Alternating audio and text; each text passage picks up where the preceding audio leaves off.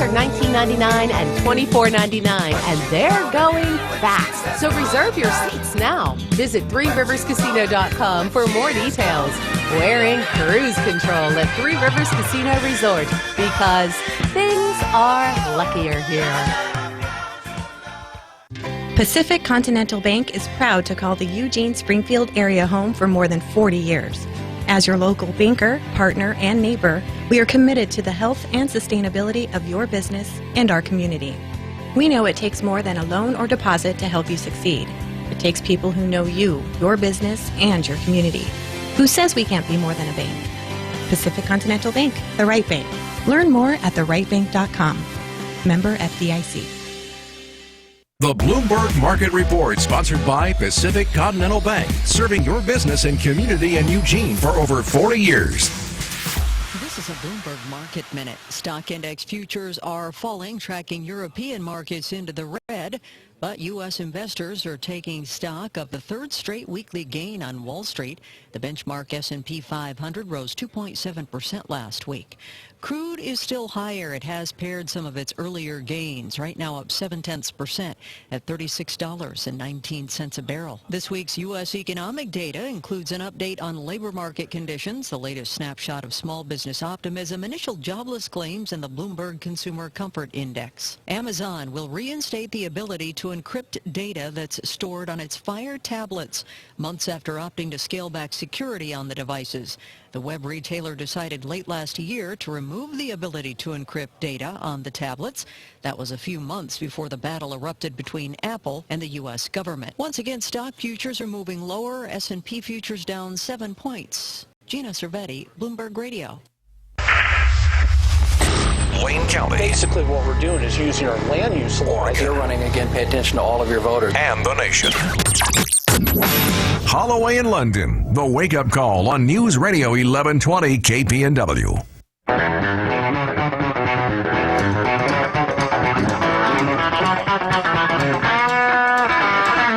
It's kind of planting the seed. 4 mornings from now, we'll be coming to you from the confines of Riverbend Hospital. Radiothon 2016.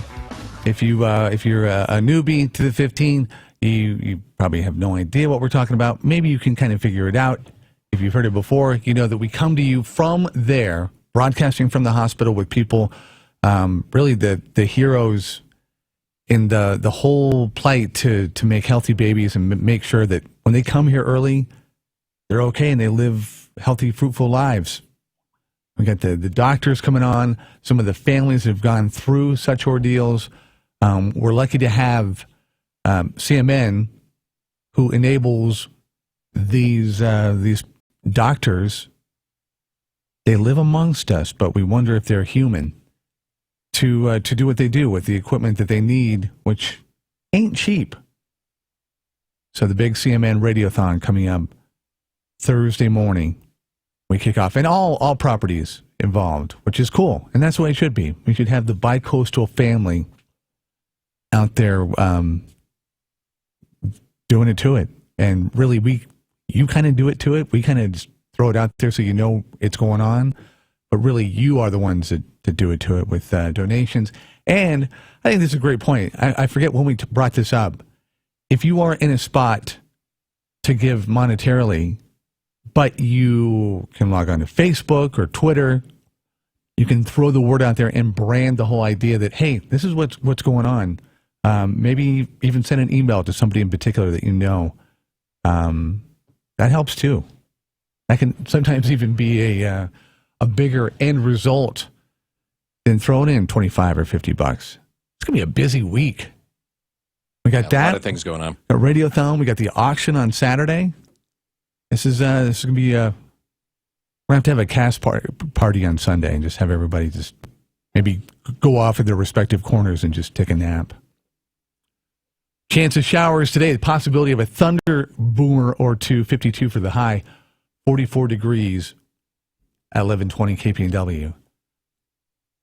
So, do you think women and you know, as far as wanting to relax in the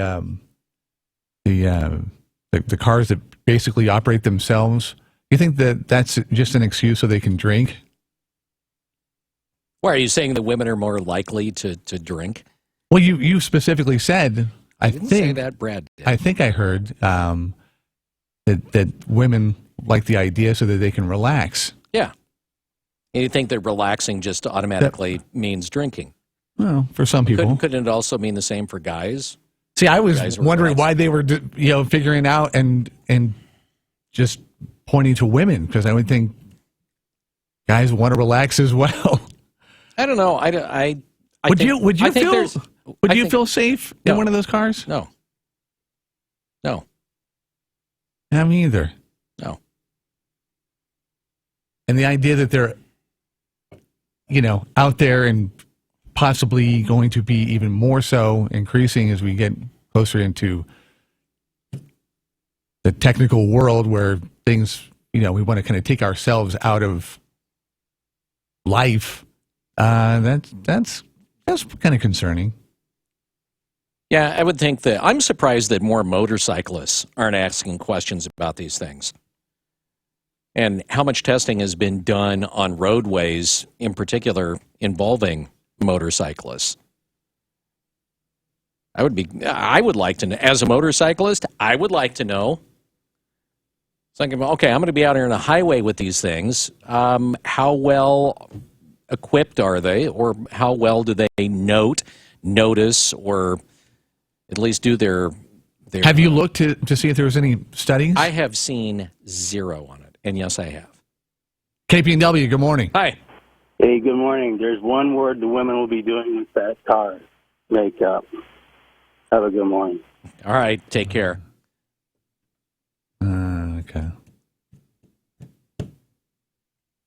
That's not even the easy one. Kind of cliche. 6:34. What say you about cars that drive themselves? And for one thing, do you feel safe sharing the road with them? Would you even get in one? It says, what do you think? Yeah, it's a little nutty. By the way, went and watched the number one movie in the world, Zootopia, which is a great movie. Great kids, the parents can kind of watch it and sit there and go, okay, this is not just mind dribble. How many? We must like 14, 20 coming attractions, previews. How many movies, and I'm thinking of like Angry Birds, had to result to a bunch of sophomoric, just, kind of comedy and storylines centered around something that would appeal to maybe, man, I don't know, a 7-year-old boy that is enamored with goings-ons in the bathroom. I mean, it was just like, really? And that's one thing I kind of found refreshing with the, Zootopia, is that they didn't have to kind of go that route. They didn't have to have that gross kind of bathroom humor. Have you seen the coming attraction for Angry Birds, which I had not seen? No. Nope. In a nutshell, there's one scene where they go to this Gray Eagles bungalow, and there's a couple of birds, and there's two frolicking in his pool, and they're taking water and spitting it on one another, and thinking they're just having a great time. The angry bird is watching from the land, so they realize, okay, here comes a gray eagle, where he is perched up. They hide behind the rocks, and he alleviates himself into the pool. I'm like, really? I looked down to see if Sydney even was conscious of what was going on. I'm like, really? That's If you've got kids or you have kids in the circle, Zootopia, thumbs up. All right, coming up, Roger Nyquist. Rob is such a parent. I love it. What are we going to talk about with Roger? A lot of things going on in Lynn County. I mean, first off, you've got a lawsuit of $1.5 billion filed against the state. You have the issue with the minimum wage, and then there was this thing, and I don't really know that it's going to be much of a thing, about setting aside about 500,000 acres for a national forestry monument of some sort. So anyway, those will be a couple of the topics we'll be discussing a little bit later on in just a couple of minutes here on News Radio 1120 KPNW. We're at 6:37. Hi, this is Flint, Catering Director at Westaurant Catering. At Westaurant Catering, name the occasion. From rehearsal dinners, wedding receptions, business events, and holiday parties, to reunions, team celebrations, and more. Whatever the event, Westaurant Catering offers up tasty cuisine from all of its restaurants, including Mucho Gusto Mexican Kitchen, Bill and Tim's Barbecue, Dickie Joe's Burgers, and Dickie Yo's Frozen Treats. Got a last-minute event that's just days away or less? We specialize in catering last-minute events and meetings. You need to be able to rely on your caterer. With Westaurant Catering, you get experience and quality you can trust. Call me, Flint Livingston, today to find out how we can serve you. 541-954-6303. Again, 541-954-6303. Westaurant Catering, trusted in food and service.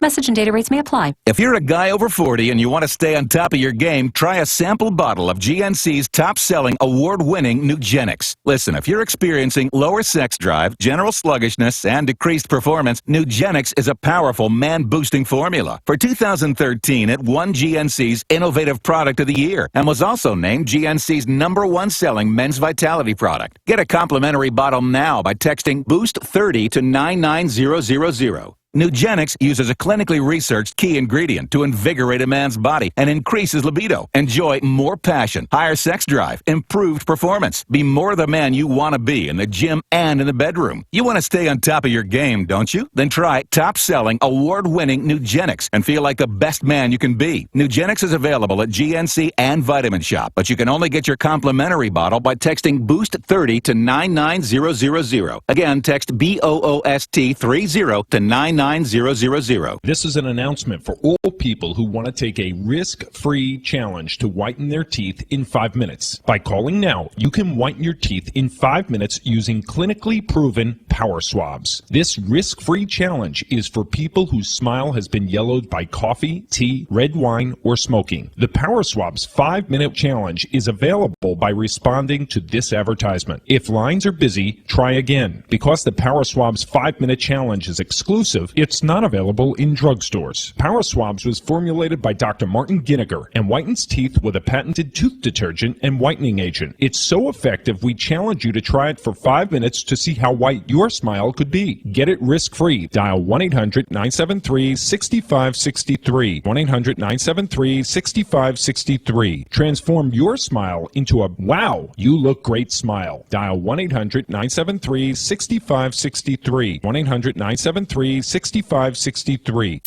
KPNW weather brought to you by Ramjack West. Do you have foundation problems? Ramjack can fix that. Get your free quote at ramjackwest.com. This week looking to be a wet and windy one throughout the region, with a series of storms arriving about every 24 to 48 hours. We will see rain decreasing Monday night for a brief break during Tuesday before another system arrives late Tuesday, bringing more rain and mountain snow. Daytime highs will be in the mid to upper 40s, low 50s, overnight lows in the low 40s. From the NBC 16 First Alert Weather Center, I'm Angelica Carrillo. We'll do it live. The Wake Up Call with Holloway and London. We'll do it live. 1120 KPNW. This is boring as burnt toast.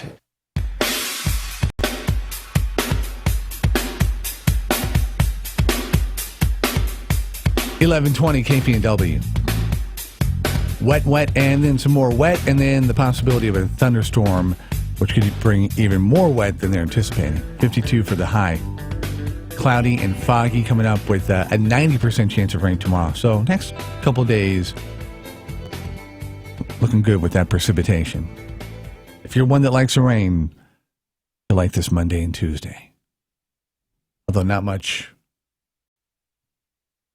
motorcycling or unless you're just, you know what, you don't let anything stop you. Hey, we got an offer. We got an offer for you to take out one of those cars. Yeah, the XC60, I guess, is a Volvo. Yeah. Tom from Shepherd, one of the 15, saying, yeah, come by. It sees motorcycles. So you can go out and first. You know what? Go out there, rush hour. Ooh, rush hour in Eugene, Springfield. And let it drive itself? Yeah. Man, I don't know how I feel about that. I don't know. Seriously? Well, I would try it, but I don't know how I feel about the whole safety aspect. That's why you're doing it. So you can go and either reaffirm, yeah, okay, well, they're not good, or two, this works. This is more impressive than I thought. I mean, come on. Guess what? Volvo. I didn't end up in a ditch.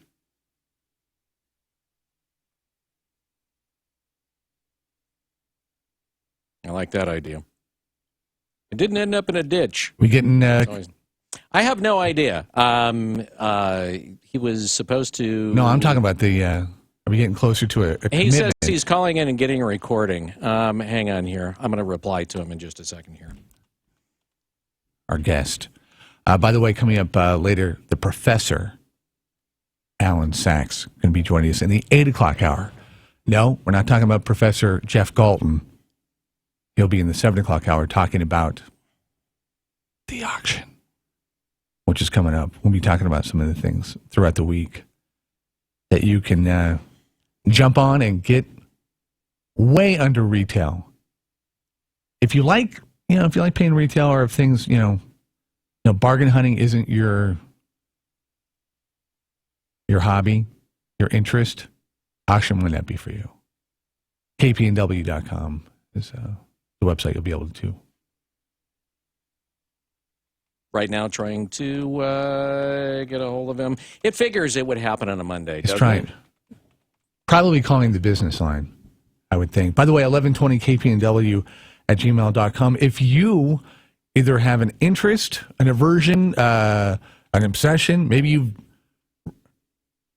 been a passenger in one of these cars that we're talking about that basically no person, no human is driving. What was your experience? I didn't realize they were that widespread. I didn't even think that the things had even they were among us. Yet. Hang on. You didn't call on the cell phone. One way or the other, we're going to get Roger Nyquist.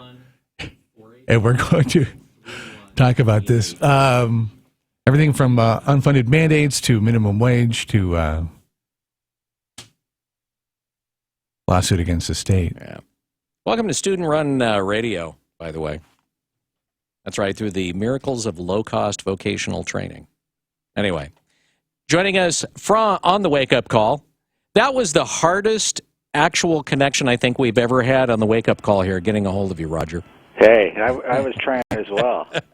Anyway, it is Commissioner Roger Nyquist joining us on the Wake Up Call. He is the chairman of the Board of Commissioners in Lynn County, joining us here this morning. Man, it has been a busy time for you guys over the course of the last couple of months in Lynn County. I want to kind of backtrack on one of the earlier issues that the Lynn County Board of Commissioners had with the state of Oregon, and it has to do with essentially cutting timber and logging levels. Lynn County filed a class action lawsuit against the state for $1.5 billion to essentially compel the state to do what they were supposed to do, which is open those lands up for logging to pay for schools, police and safety districts, and a variety of other things. And the Board of Commissioners decided that they were going to hold back in Lynn County, hold back on that particular lawsuit, and let the legislature potentially do something, and that apparently did not happen, did it? Well, they did a lot of things, unfortunately, and most of them will be bad for the local economy in rural Oregon. But no, they didn't take any action on their breach of contract on state forest lands, and so we likely will go forward sometime this month. And what we did, Bill, is on January 13th, we served a notice, gave them a 30-day notice of a pending class action lawsuit, and that 30-day notice is required by law. And so that would have run the middle of February, would have been right in the middle of their session, and surely they could have resolved this in a matter of days had they had the political will and desire to do so. They didn't, so here we go, and it's likely that we will dot the I's and cross the T's on the legal briefs at some point this month and file that suit. Did you get any response from anybody, any legislative leaders? I mean, Peter Courtney, Tina Kotek, the Secretary of State, the Attorney General, the Governor, anybody?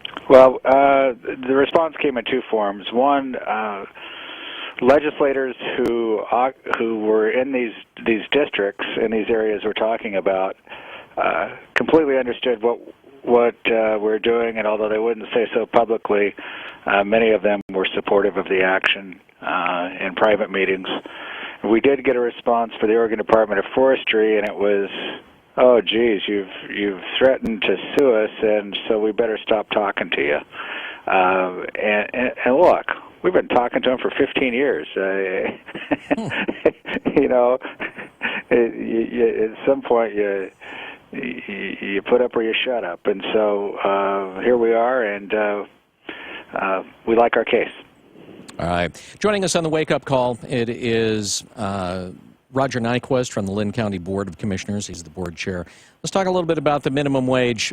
Prior to the adoption of this new minimum wage law, Linn County essentially kind of fired another shot across the bow of the state saying, you know, this is an unfunded mandate, and this is going to cost us a bunch of money, and we believe that we can opt out of this under the Oregon Constitution. What's been the response to that? And other than Linn County, did any other counties kind of chime in when this was being debated in Salem during the short legislative session? Other counties have chimed in. We got position paper, I guess I'd call it, from 6 other counties saying they shared our view and our concern. The Association of Oregon Counties, which represents all 36 counties, came out in opposition to the minimum wage increase as presented and informed legislators at a legislative hearing that they shared our view. And it was a bit of a wild ride. The first hearing that happened, I laid out the case for them. That legislative committee, they called their legal counsel up during a public meeting and asked the legal counsel their interpretation. Their own attorneys essentially agreed with our position on Tuesday, but miraculously by Friday, they had come to a different conclusion. And so the legislature rolled right through that, basically ignored that portion of the Constitution, ignored the increased costs, not just to us, but local governments all over the state, as well as the increased cost to themselves, and they passed the bill. So then, I guess what? You guys wait until the minimum wage starts increasing, and then you say, no, we're not going to do it, and the legal case ensues? Well, that would be one option. And to be clear, it's that the legislature's ignoring unfunded mandates is not a new development. They did it last session, surely with paid sick leave. Mm-hmm.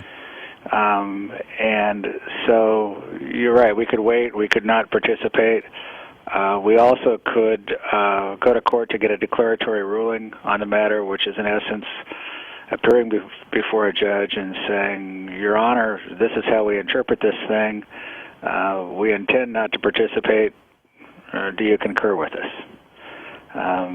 That might be the more prudent path to take, because if not, I don't want to put the citizens of Linn County in a position where their leaders can be accused of ignoring state labor law. Now, a lot of the unions, or most of the SEIU in particular and AFSCME secondarily, were in favor of this minimum wage increase. A lot of those employees and those union employees happen to be employed by the County of Lynn. Have you heard anything from the union leaders in Lynn County in regards to this and your position on it? No, not a thing. What I've heard is it's really, Bill, I don't know any other way to say it, but it's pretty humbling. Lots of support from senior citizens and from small business owners. Some people I know personally who I would describe as apolitical. Their badge of honor was to never get involved in the political process and all of that. And there have been days where it seems like the phone has been ringing off the hook with support from people impacted, from small business, from agriculture, from seniors on fixed incomes, from nonprofits. So, this is far from over. All right. Before we let you go here, I called you about this on Friday, and you officially kind of said, nothing to see here, folks, move along. Would you be willing to say that again? Sure. That the case of the proposal to create a monument area that would, at the federal level, that would take in much of Lynn County forests. I just can't find anybody at the federal level who is given this serious consideration. So it's one guy's proposal. If he thinks that's the best use of his time, he's obviously welcome to do that. But barring the president doing something that he's not even engaged with our legislative delegation on, I just don't think it's likely to happen. All right. Hey, Roger, thanks for joining us on the Wake Up Call this morning. We appreciate it. Thanks. It's great to be with you, Bill. Have a good day. Hey, you too. Roger Nyquist, he is the chair of the Board of Commissioners in Lynn County, joining us on the Wake Up Call this morning, talking about, of course, some of the issues that they're dealing with there in Lynn County, which really most counties are dealing with. Lane County, of course, the same kind of issues when you talk about logging, when you talk about unfunded mandates, when you're talking about the minimum wage law. A lot of other counties, all dealing with the same issues, and Lynn County is sort of taken up the mantle of being on the, if you will, the tip of the spear, and taken on the state in some of these particular issues. So again, thanks to Lynn County Chair Roger Nyquist for joining us on the Wake Up Call. At 6:51, hey, the Triple Choice sale is going on right now at Sleep Train, where you can choose from 3 great ways to save. Like, for instance, you can save up to $300 on Beauty Rest and Posturepedic mattress sets. You can get $300 in free sleep essentials with any Tempur-Pedic, or get up to 4 years interest-free financing on Beauty Rest Black Hybrids. They are a Sleep Train luxury exclusive. It's on your approved credit with up to 48 equal monthly payments required. And you can save hundreds on Tempur-Pedic Breeze floor models while the supplies last. 6:55. Take a Tesla today, and like we say, you can be sleeping like a baby tonight with the Triple Choice sale going on right now in Eugene, Springfield, Corvallis, and Salem. Tell me like this with the Wake Up Call. It is your ticket to a better night's sleep. Sleep Train. Spring arrives at the Lane County Home and Garden Show. Discover everything and everyone to create your dream home and yard. Tour our landscaper showcase, Gardens Gone Wild. Dig it with our garden gurus. Shop plant sales in the garden market. Win a queen mattress set from the Mattress Company, or a beautiful Tuscany patio set from Emerald Hearth Spa and Patio. Sponsored by KEZI 9. You're invited to the Giant Garden Party, March 10th through the 13th at the fairgrounds. Admission is free. EugeneHomeshow.com. This week's show presents over 300 exhibits for your home and yard. Meet the remodelers who renovate bathrooms and kitchens, build beautiful sunrooms, patio covers, and gorgeous decking. Meet the experts who install new windows, garage doors, fireplaces, and heat systems. Meet the best builders, cabinet makers, painters, and handymen. Landscape pros that build ponds and backyard kitchens. Learn how to at Home and Garden Seminars. Explore over 3 acres of exhibits at this week's Big Spring Show. Sponsored by American Family Insurance. EugeneHomeshow.com. I'm Gary Conley with today's Money Minute. It gets hard to believe anything that comes out of a politician's mouth after you consider the government's standard definition of a spending cut. It seems clear to most of us that if you cut spending, you in fact spend less money. But in Washington or Salem, it just means you spend less than you intended. That's because both the state and the federal government use what's called baseline budgeting, which starts by assuming certain annual spending increases. In this wonderland, you can spend more than you did last year, but if it's less than your baseline forecast, you can claim that you cut spending instead. This may seem crazy, but it's a very well accepted practice inside government, allowing those running the public sector to claim spending cuts while they still grow, just not as quickly as they'd hoped. Here's the nugget, and how this would work if you could do it. Say after taxes you made and spent $35,000 this year. Because things are more expensive, you're planning to spend $40,000 next year.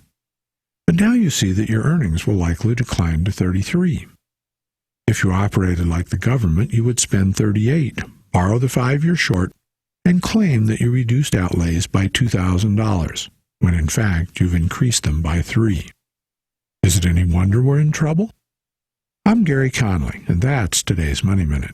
Join parents and experts at Understood.org, a free online resource about learning and attention issues designed to help you help your child thrive in school and in life. Understood.org, because understanding is everything. Brought to you by Understood.org and the Ad Council. The Bloomberg Market Report, sponsored by Pacific Continental Bank, serving your business and community in Eugene for over 40 years. This is a Bloomberg Market Minute. Stock index futures are falling, tracking European markets into the red, but U.S. investors are taking stock of the third straight weekly gain on Wall Street. The benchmark S&P 500 rose 2.7% last week. Crude is still higher. It has paired some of its earlier gains, right now up 0.7% at $36.19 a barrel. This week's U.S. economic data includes an update on labor market conditions, the latest snapshot of small business optimism, initial jobless claims, and the Bloomberg Consumer Comfort Index. Amazon will reinstate the ability to encrypt data that's stored on its Fire tablets, months after opting to scale back security on the devices. The web retailer decided late last year to remove the ability to encrypt data on the tablets. That was a few months before the battle erupted between Apple and the U.S. government. Once again, stock futures are moving lower. S&P futures down 7 points. Gina Cervetti, Bloomberg Radio.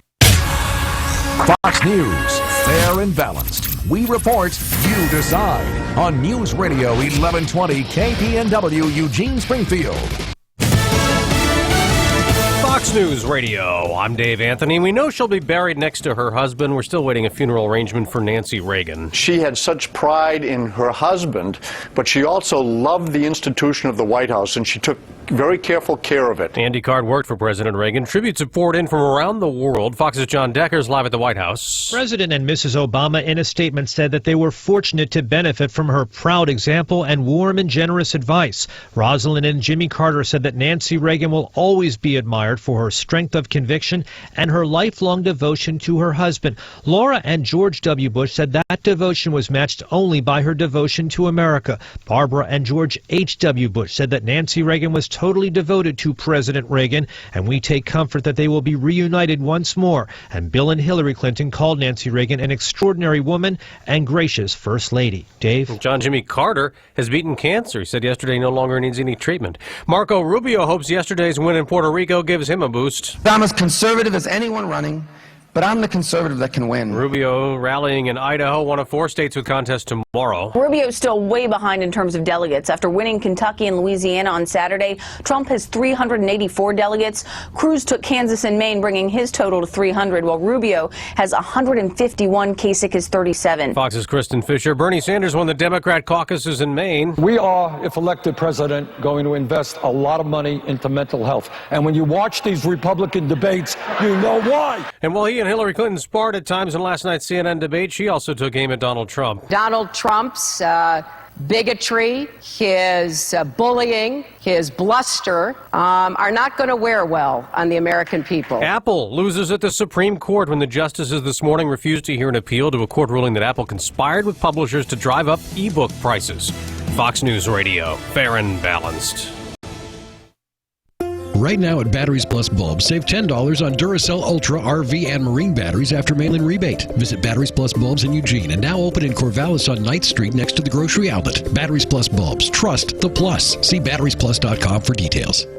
Jim Olson with Olson's Auto Glass. I'm the third generation to run the business. Started in 1938 by my grandfather, E. Olson. What defines us, separates us, is I think the quality of our work. We strive for excellence in every car we do. We try to use the best quality products available. Cars, trucks, SUVs, all that sort of thing. We can do the glass in all of them. That's our main focus, is auto glass and safety of the vehicle. Our website is olsonsautoglass.com. Our address is 2041 West 7th Avenue. Phone number is 541-342-7773. We're all part of your community. We all play a role in keeping our community safe. So protect your every day. If you see something suspicious, say something to local authorities. There's some selling on Wall Street to start the week. Fox Business Network's Nicole Petalides live at the New York Stock Exchange. Right now, the Dow Jones Industrial Average down 31 points, the NASDAQ down 29, the S&P 500 down 10. But don't forget, we had 3 weeks of gains for the Dow Jones Industrial Average, and right now it is at 16,974. We're seeing financials, technology, consumer stocks under some pressure, while utilities and telecom gain. DuPont is a leader in the Dow Jones Industrial Average, while Visa and Microsoft are pulling back. We're also seeing oil higher while gold is lower. Dave. Yeah, Nicole, on oil, it went over $36 a barrel this morning. It's keeping the move higher at the pump, too. Crude oil prices hit some kind of bottom, at least for now, and so about half of that is already reflected at the pump, so there may be a few more cents to come. Analyst Tribbley Lundberg's survey of gas stations has regular rising 7 cents the past 2 weeks to $1.84 a gallon. AAA's national average is $1.81. There's been a big Mac attack. Until now, Mac users have been safe from a pernicious type of software known as ransomware. But no more. Researchers at Palo Alto Network say that hackers targeted Apple this weekend for the first time. In the past, they typically went after Microsoft Windows users. Ransomware is one of the fastest growing types of cyber threats, earning criminals hundreds of millions of dollars a year. It's a method in which hackers infect computers, encrypt the files, and demand ransom. In this case, hackers infected Macs through a tainted copy of a program called Transmission. Carmen Roberts, Fox News. A rare stumble for the Warriors in their record start to the NBA season. The Lakers routed Golden State by 17, and L.A. has the league's second worst record. The Warriors fall to 55-6, and oddly, 4 of those defeats are to losing teams on track to miss the playoffs. I'm Dave Anthony, Fox News Radio.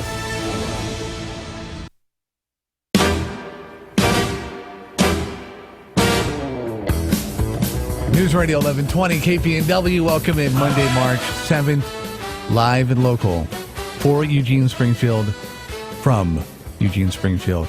80% chance of showers in Eugene Springfield and the surrounding areas, with the possibility of a thunder boomer or two. 52 for the high. A little bit of cloud cover and some fog. 36 overnight with a 90% chance of rain tomorrow. 44 degrees currently and cloudy. A little bit of patchy probably out there. It's 1120 KPNW. Beyonce performing for her 4-year-old daughter, the school that Blue Ivy goes to, held a fundraiser. Kind of hard to beat that. I mean, Beyonce showing up and performing to raise money for the school. Apparently, she did not perform in the Black Panther get-up that caused the uproar at the Super Bowl. Did you see the outfit? I saw pictures of the outfit. I didn't see the performance. I didn't watch the Super Bowl. But I saw it. Okay. Yeah. What? You waiting for my opinion, which is, should she have worn it at the Super Bowl? No. And should the folks that organized the Super Bowl have at least vetted it a little bit better? I would say, yeah. But but I've come to expect that from the Super Bowl, that they're not going to do that. Do you think that something like that? I mean, they seem to. The whole word was that they, after the whole Justin Timberlake, Janet Jackson thing, they were going to go for kind of lukewarm vanilla, just go for kind of mass appeal, kind of neutral acts. And then, Beyonce kind of slips in there. And then, like, you sit there and you kind of wonder, like, they're conscious of it. Would they kind of let that go, knowing that it was going to cause a little bit of an uproar? Well, they obviously did. I don't think. I mean, why should that even be a surprise to them that it would cause an uproar? I mean, that's what I'm saying. Are they? Do you think it was a deliberate decision? Of course it was. 7:07. Coming up, we're going to talk a little auction. Get you ready for that with Jeff. And then news, too, coming up as well. All right. We'll have these stories in just a matter of moments. We had one individual that just had a really busy weekend that is now sitting in a jail, and we'll tell you why he's sitting in a jail. We'll take a look at that. Also, we'll follow up with the chief of the University of Oregon Police Department. Remember last week we said, well, she retired. For that kind of money, who wouldn't retire? Those stories and more are coming up, brought to you by Burrito Amigos, the friendly ones, live and local here on News Radio 1120 KPNW. News time 7:08. Hi, I'm Bill London, Burrito Amigos' biggest fan, and here's a true food story. One day after the wake-up call, one of our staff members walked into the studio, fully admitting she had not visited Burrito Amigos and had ordered a beef breakfast burrito without a tortilla in a bowl. The phrase, "What is this stuff?" in a continuous chorus ensued. The consensus was that whatever was supposed to be in that burrito looked more like something pulled out of a clogged garbage disposal. Now, we could only identify egg. We think. We took pictures. Then another employee pointed out, with Burrito Amigos, when you bite into or open up a burrito, you can actually identify all the ingredients by sight. The Angus beef in the Machaca burrito looks like beef. The bacon is easily identifiable in the bacon burritos, along with the eggs and potatoes and peppers and everything else. Burrito Amigos serves real food that you can identify by sight and enjoy. Food should not be scary. It should be real, like at Burrito Amigos, the friendly ones in Eugene and Springfield. Hi, this is Bill London, and I can tell you from experience, dealing with a realtor can be a trying experience. Trying to sell my mom and dad's house recently, I would have liked to have had a realtor who up front would have told me not necessarily what I wanted to hear, but what I needed to hear. Like, for instance, that we really did need to put a new roof on the house. Otherwise, we were going to get beaten down on the price and some other things as well. Well, Eric Harpole is one of those realtors. He won't tell you what you want to hear, but what you need to hear to get the most out of your house. I think when you sit down with Eric or anybody from his team, it's quickly apparent. I mean, they're serious, they know real estate, and they're not into filling the air with things that aren't true. Whether you're buying or selling or even thinking about doing either of those two, call the Harpole team at 541-286-3030. It will be the most refreshing conversation you ever had with a realtor. The Harpole Real Estate Group is changing the way real estate gets done here locally. 541-286-3030. Climb aboard Amtrak Cascades from Eugene to Portland for less than $20 one way. Start your adventure at Amtrak.com/see what happens. You'll hear it here first. This is your wake-up call on News Radio 1120 KPNW. Good morning. This look at the news brought to you by Burrito Amigos, the friendly ones, featuring great breakfast burritos and fresh brewed, locally roasted coffee for a tasty start to your morning. Here's what's going on. Well, the University of Oregon has paid its police chief $46,000 to leave the job with 4 months left on her annual contract. Officials say her retaliation against an officer who spoke out against department bias and mismanagement helped cost the university about $1.5 million in damages and legal bills in a whistleblower lawsuit. Carolyn McDermott left days before a federal judge reconfirmed a $755,000 jury award against her and her department in a whistleblower case. The jury's decision indicated they believe she retaliated unlawfully against an employee who complained about her leadership, then lied about it on the witness stand. McDermott made $139,000 a year. University spokesman Tobin Klinger declined to say why McDermott's bosses wanted her gone so badly they were willing to pay her money to leave. By the way, that total payout was actually more than $46,000. It was $53,000, including a couple of weeks of accrued vacation. Klinger disclosed the payment in response to a public records request from the Oregonian. Both McDermott and Klinger characterized her departure as a retirement. Handout or get out?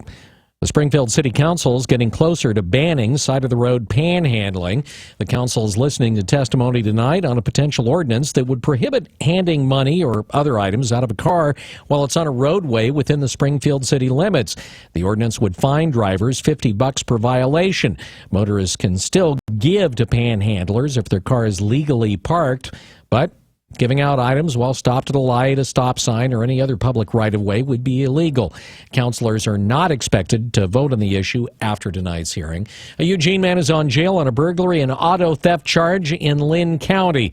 Flavio Rentera Robledo was arrested while trying to steal clothes from a Lebanon Walmart store. Lynn County Sheriff's investigators say that Robledo had a very busy Saturday afternoon. First, he stole a vehicle from Deaver Connor Road outside of Salem. Then he crashed the vehicle in a field in Albany. From there, he tried to steal a truck from a garage on Harnish Drive. When that failed, he kicked open the back door to the house where the homeowner confronted him. Police say from there, he ran and stole a car from a nearby shop while wearing only shoes and underwear. From there, Robledo ended up at Walmart, still in his underwear, running around looking for clothes. That's where he was arrested on a number of felony counts. And of course, since he was only wearing underwear and shoes, he's likely going to show up on one of those Seen at Walmart websites. A woman has come forward to say she was assaulted 15 years ago by a former Eugene police officer who's now in prison. The victim did not identify Roger Magnana by name, but described his appearance and conduct, leading officials to believe that he was the assailant. Currently, he's serving a 94-year prison sentence for multiple sexual assaults against women during the same period of time of the most recent accusation when he was serving on the Eugene Police Department. A Marion County Sheriff's deputy reported the allegation to Eugene Police in October, and the case was completed and closed last month. The alleged victim is an inmate of the Marion County Jail. She disclosed the sexual assault during an in-custody sexual assault notification interview, which is part of that jail's book-in process.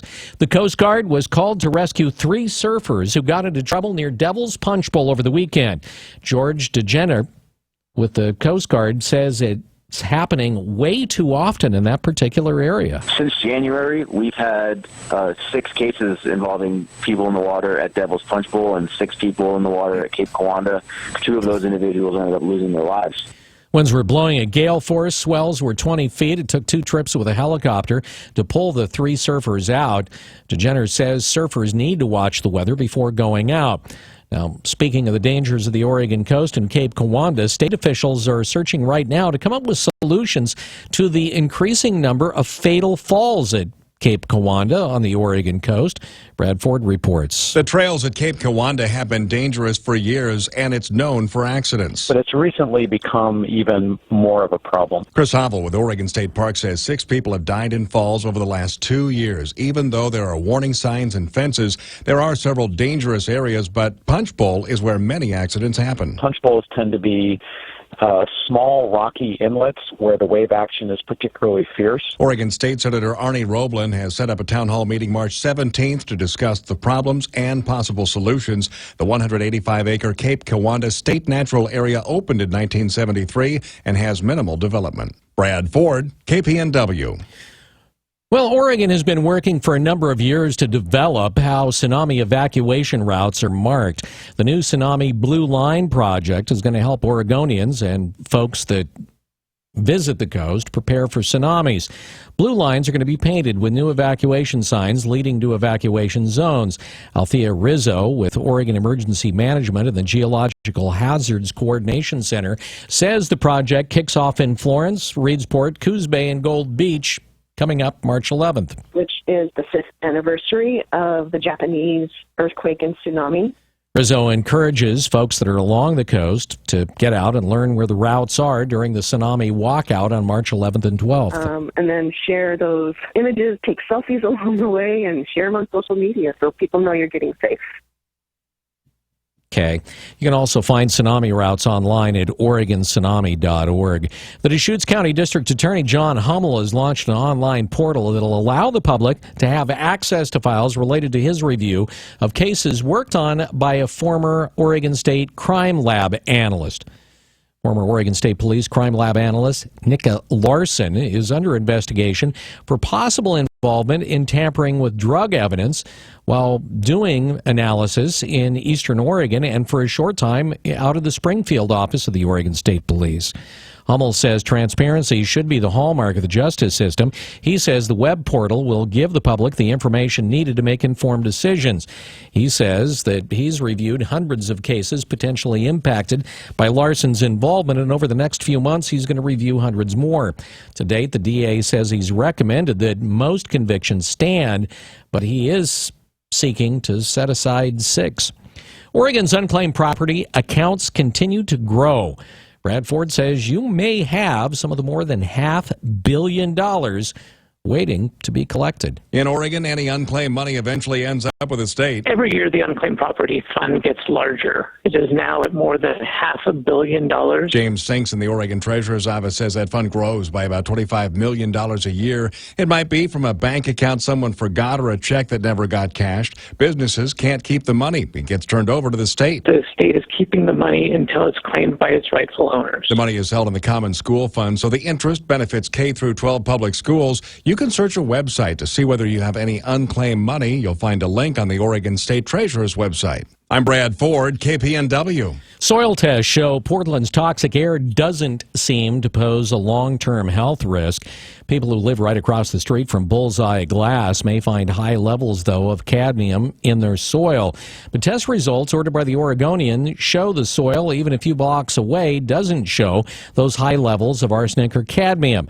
The newspaper's results largely mirror those found in samples taken by the U.S. Forest Service and a daycare center near Bullseye. Oregon officials say much more data is needed to understand the risk levels in Portland's air pollution hotspots, and they say they plan to release their own test results soon. The tests do not consider the health impact of breathing pollutants in the air. A new kind of pest aims to ruin the spring for everyone, according to researchers at Oregon State University. The winter cutworm has been noticed in large numbers in Oregon starting last fall, with the first damage reported in grass seed fields, golf course greens, and lawns. The cutworms are about 2 inches long. They can be identified by black dashes down their sides. They also have light-colored bellies. Amy Dreves with OSU and the entomology program there issued this warning for homeowners and farmers. I would keep a very close eye out for any notching, clipping off, mowing. These larvae, as well as even the moth, are nocturnal, and most of them will feed in the evening. So it's coming out with a flashlight and seeing who's really the culprit. The Eurasian pests are moving across the United States at a rate of about 80 to 100 miles a year. They were first blamed for damage in the United States in 2007 when large numbers were found in hay fields and around homes in Michigan. They damaged millions of dollars of winter wheat in Idaho back in 2009, and they're now threatening our own backyards. Entomologists say that killing the pests requires a rotating lineup of insecticides, and if you're farming, they say crop rotation also helps. The expansion of an iPad program at Corvallis schools is a hot topic issue for a group of parents who plan to protest at tonight's school board meeting. The school district approved the expansion of the program in February that would give iPad electronic devices to every student from kindergarten through 8th grade starting next year. That expansion means an expenditure of about $1.2 million next year.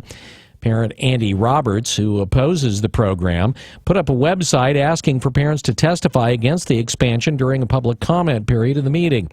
Concerns about the program include the effects of screen time on young children's health, among other problems.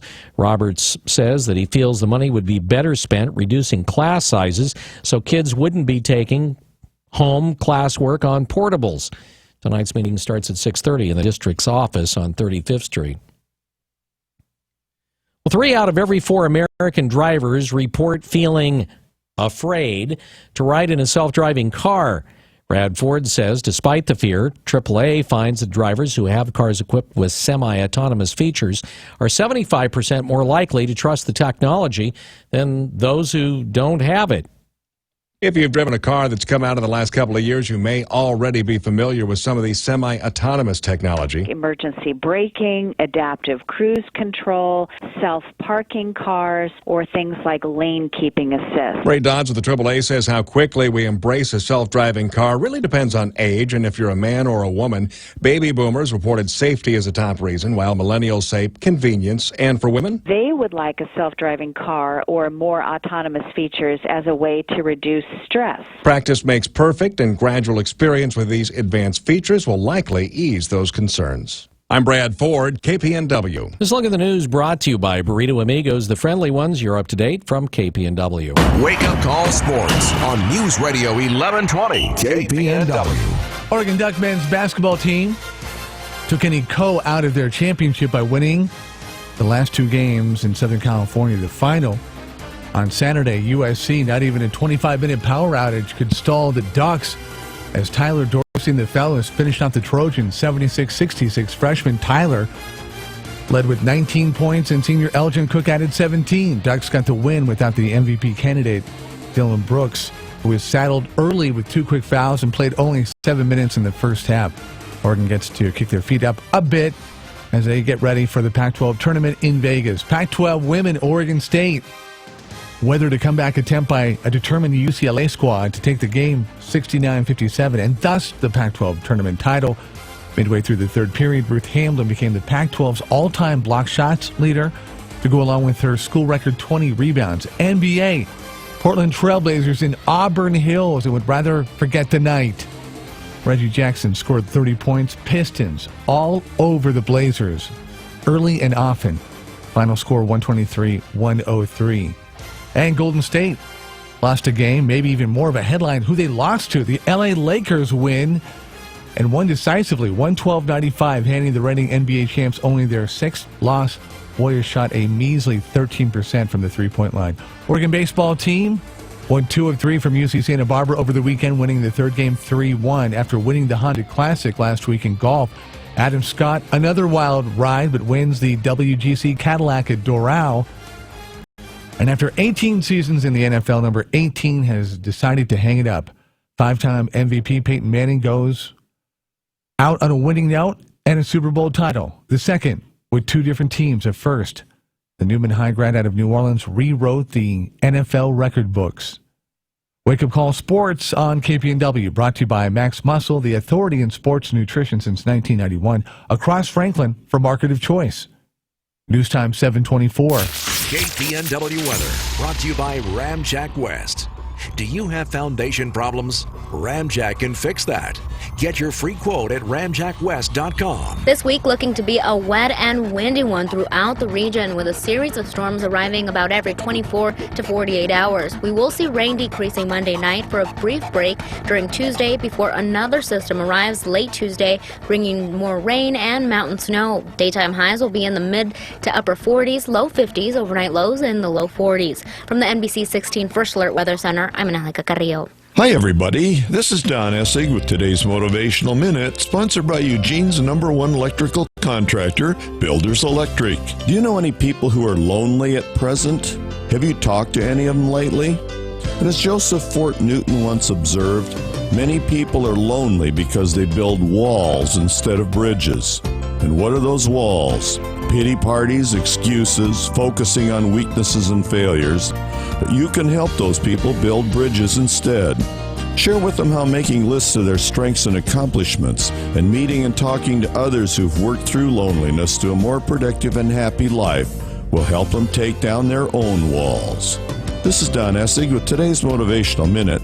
I'll be back tomorrow. Until then, have a positive day. This Motivational Minute was brought to you by Builders Electric, providing honest, reliable, and positive contracting throughout the Willamette Valley since 1960. That's Builders Electric, CC number 4296. I'm Jeremy. And I'm Chris with Home Comfort. When we say the one to call, the one means no matter what the problem. From security lighting, generator systems, panel changeouts, service upgrades, with technicians available 24/7. Or HVAC, from routine cleanings to breakdowns. Home Comfort's locally supported by Mitsubishi Electric. So their Mitsubishi Electric factory-trained technicians will ready your house for any season. Make one call to 541-345-2838. Home Comfort, the one to call.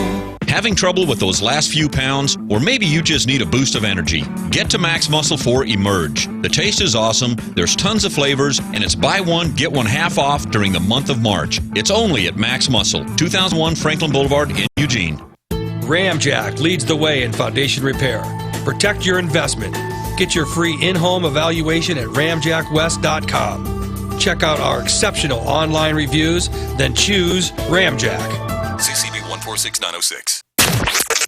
This is a heavy dose of hard-hitting wake-up call. This is the wake-up call. For one thing, thank you so much. Holloway in London and the wake-up call. Yeah, I love what you do. On News Radio 1120, KPNW. News Radio 1120 KPNW. Joining us on the wake-up call,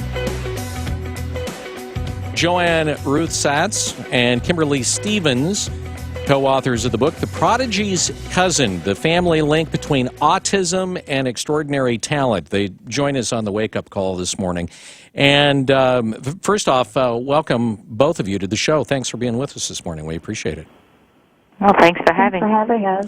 Okay, so let's talk a little. Joanne, you have spent years as an assistant professor of psychology at Oregon State University researching not only autism but also child prodigies. And what surprises me, and you bring it up in the book, is that this idea of the child who is a prodigy is something that until really you came along wasn't very well studied. Why is that? Well, prodigies are hard to track down because they're so busy, and there's not very many of them, and so you have to be a stalker in some cases and be patient while their schedules open up, and if they're willing to be tested and work with you, that's a gift. Okay. And where was it, and if you would, how was it that as you were studying prodigies that you sort of began to realize that there was this connection potentially between autism and those who were prodigies? Well, it was the very first prodigy. He happened to be on the cover of a magazine that my husband brought home, and he said, if you're so interested in exceptional performers, how about this kid on the cover? Because I had been doing adult populations. And I said, well, that could be fascinating because he should have an excellent IQ and domain-specific skills. He was a musician because he's had no formal lessons and no time to practice. He was only 6. And so when I got there and I was testing him, he got tired of me. And he said, Miss Joanne, I don't want to do this anymore. And I said, okay, what do you want to do? And he said, I want to go to McDonald's.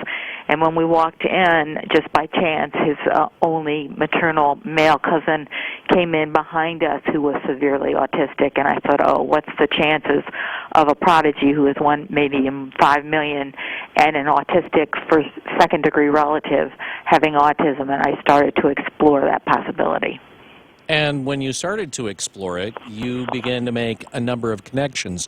Before we go any further, probably would be a good idea to define a couple of things. Number one, define, if you would, what exactly a prodigy is. So a prodigy is typically defined as a kid who is performing at a professional level in a demanding field before adolescence. And the real hallmark of this is sort of the explosive development of talent, like a runaway train. Mm-hmm. Okay. And autism. Define that. So autism is diagnosed based on behaviors, and the sort of key behaviors are social challenges, communication challenges, and what are called restrictive, repetitive behaviors, which, might take the form of liking to do the same thing over and over again, of repetitive motor movements, or these very intense sort of passions.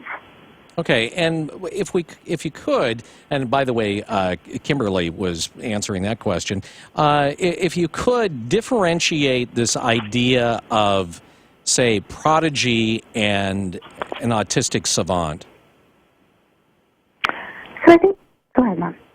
The difference is, that the child prodigy does not display the challenges associated with autism, while the savant has trouble with daily living skills and a spike in a very specific skill where they're extraordinary. Okay, but prodigies still, though, in many ways, or in some cases, do have problems dealing with others, though, correct? Not as a group. Mm-hmm. No, I would say maybe there's an individual who might say they have trouble with eye contact, but as a group, they're normally functioning, well, not normally functioning, but they're typical kids on the one hand and extraordinary performers on the other. All right, in one of the chapters in the book, you describe these two brothers that were born within a few months of each other, I think 16 months of each other, and both of them early on, one of them definitely was autistic and early on displayed autistic tendencies, and then slowly but surely his younger brother began to display autistic tendencies and then started displaying the tendencies of a prodigy. I mean, is that a common thing for prodigies to go through, I mean, in your research? Of the first 9 I had, 3 of them had an early diagnosis of autism, which they grew out of. You don't really grow out of autism. The normal population doesn't. And I believe that there's a moderator gene that is holding back the deficits for them and allowing the talent that's associated with autism in about 10% of the cases to shine through. What, in your mind, what is it that causes, or what is the cause of autism? Is it a genetic thing? Is it, I mean, what is it? It's totally a genetic thing. A study by Fulstein and Rutter in 1977 showed that with monozygotic twins and dizygotic twins, the monozygotic twins who are identical, if one had autism, the other one was more likely to have autism, but none of the dizygotic twins, the fraternal twins, if one of them had autism, the other one did not. And so whenever we do twin studies, that gives us a great deal of information about how genetic a disorder is. All right, so the link, is it one of those things where, as a parent looks at having an autistic child, I mean, can they at least take a little bit of heart in the fact that, just because they are autistic, it doesn't mean that it's necessarily untreatable. And many autistic kids, even though they don't turn out to be prodigies, can turn out to be very high-functioning individuals, right? Absolutely. There are high-functioning individuals with autism. Talk a little bit about... Go ahead, Kimberly. It's a real spectrum. There's the saying that if you've met one person with autism, you've met one person with autism, and it can present many different ways, and I think outcomes can be very different. We'll talk about the outcomes. What is, what are the contributing factors to those outcomes being different? Is it just the fact that, you have the right people that you're working with to deal with the autism, or is it more of an issue of the, the extremity or how extreme the autism actually is? So that's probably a really great question. Yeah, it's probably both. And it probably has to do with IQ. Well, expand on that just a little bit. Well, the higher the IQ goes, probably the easier the child is to work with, the more they're going to glean from every session. And so it makes their progress. I mean, there's many children in college with autism who have, exceptional IQs and can master the subject matter. The hardest part for them is probably the social interactions. And talk a little bit about the person that you're working with or the therapist that you're working with to work your child through autism. How do you know when you have, because there's a lot of parents who deal with this. I know this being a parent, and I can think of several kids that my son went to school with and their parents dealing with autism, and in some cases they found the right therapist and things were, I won't say easy, but they had better outcomes. How do you know when you've got the right person working with your kid? Well, this is part of the challenge of autism. It's a very complex condition. And we don't totally understand all of the different sort of biological roots that can lead to autism symptoms. So some kids do, respond extraordinarily well to different types of treatments or interventions, but it is very difficult to know ahead of time what's going to work best for who. Well, okay, but how do you evaluate it? I mean, as a parent, if you have a kid who has autism, and as you point out well in the book, I mean, this can be a very trying and heartbreaking thing for a parent. How do you know, that you've actually hit on the right person to work with your kid other than just, outcomes a year and a half, 2 years down the road? I mean, what kind of questions do you ask as a parent going in? Well, there's different sorts of treatment. ABA is the most popular at this point, but Temple Grandin is actually advocating for training the talent, which is a whole different type of program. And I suppose if I was a parent with an autistic child, I would see, A, if they were making progress, and B, if they were happy there. Okay. So what's the takeaway? I mean, what is the takeaway here? We'll start off with you, Joanne. I mean, what is the takeaway, this connection between the prodigy and the autistic child? The takeaway is we did have a genetic hit on chromosome 1 where the prodigies and their family members with autism share a mutation. And we're looking right now at the DNA to find if they don't have a moderator that is holding back the challenges that are present in the child with autism but not in the child prodigy. And if we find that, we'll have a better understanding and better hope for treatment for not just children with autism but for children with mental retardation too. Kimberly, as you were writing this book, because you co-wrote the book, and by the way, we should mention that you two are related, right? Yes, we are. Yeah, mother and daughter. Okay, I didn't mention that early on, but Kimberly, for you, I mean, as not being a psychologist, being a freelance journalist, I mean, what was the takeaway for you? What was the thing that you learned here, maybe that wasn't so much on the scientific side, that you took away from the endeavor?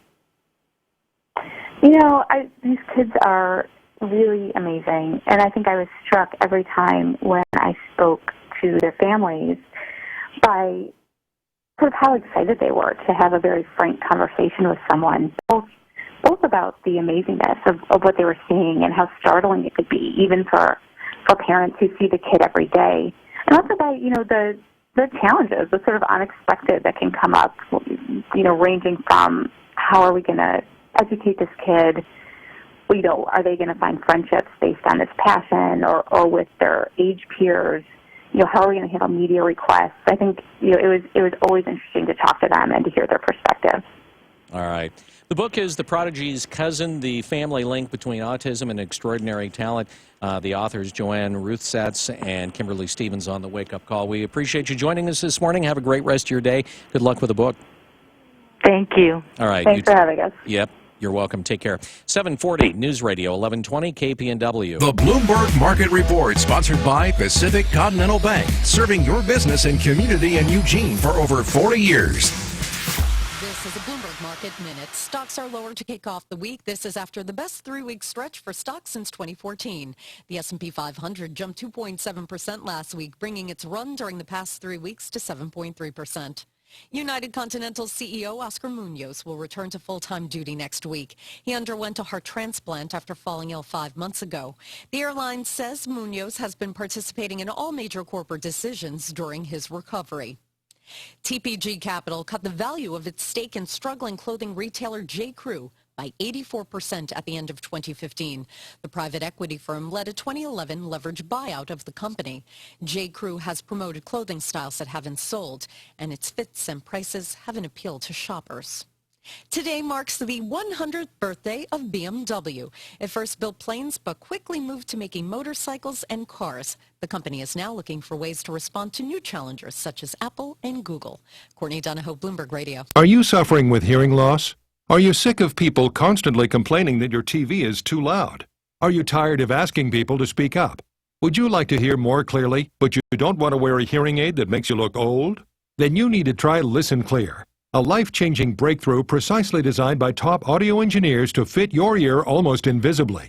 And you can adjust Listen Clear to find the perfect way to hear everything, wherever you are and whatever you're doing. And right now you can try Listen Clear absolutely free with free shipping. We'll even give you free batteries for life. So call now, 1-800-900-4116. Listen Clear is lightweight and completely hassle-free, and it's practically invisible. Call for your 100% free home trial with free shipping and free batteries for life.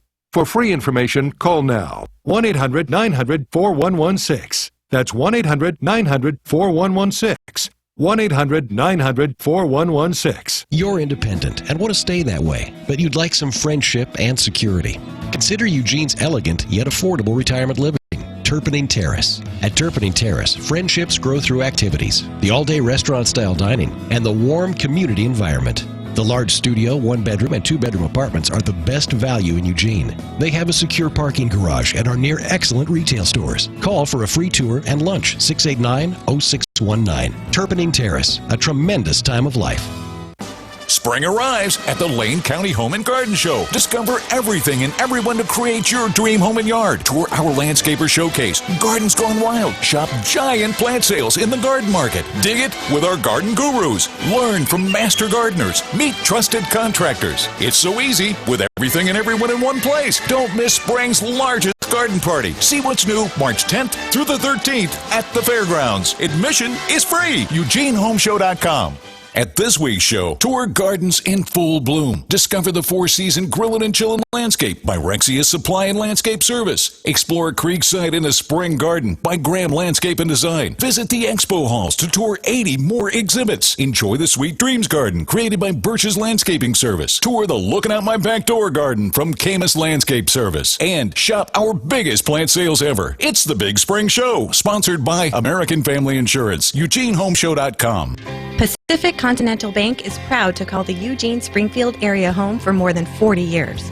As your local banker, partner, and neighbor, we are committed to the health and sustainability of your business and our community. We know it takes more than a loan or deposit to help you succeed. It takes people who know you, your business, and your community. Who says we can't be more than a bank? Pacific Continental Bank, the right bank. Learn more at therightbank.com. Member FDIC. Are you ready to take your education to the next level? Arizona State University now offers more than 100 top-tier degree programs, 100% online. With ASU's highly ranked online programs, you'll earn the same degree as our on-campus students, with the ability to learn wherever you want, whenever you want. Same world-renowned faculty, same leading education, same global recognition from one of the top universities in the world. Call 1-800-400-8407. That's 1-800-400-8407. I'm Jamie from Sherman Oaks, and I just graduated with my degree from Arizona State University. I chose ASU because I received the quality education I deserve in the major I wanted, all from my home. Jamie's not the only one to earn a degree from ASU. There are over 100 degree programs offered 100% online from one of the top universities. Now's the time to learn more about earning your degree online from Arizona State University. Call 1-800-400-8407. That's 1-800-400-8407. KPNW weather brought to you by Ramjack West. Do you have foundation problems? Ramjack can fix that.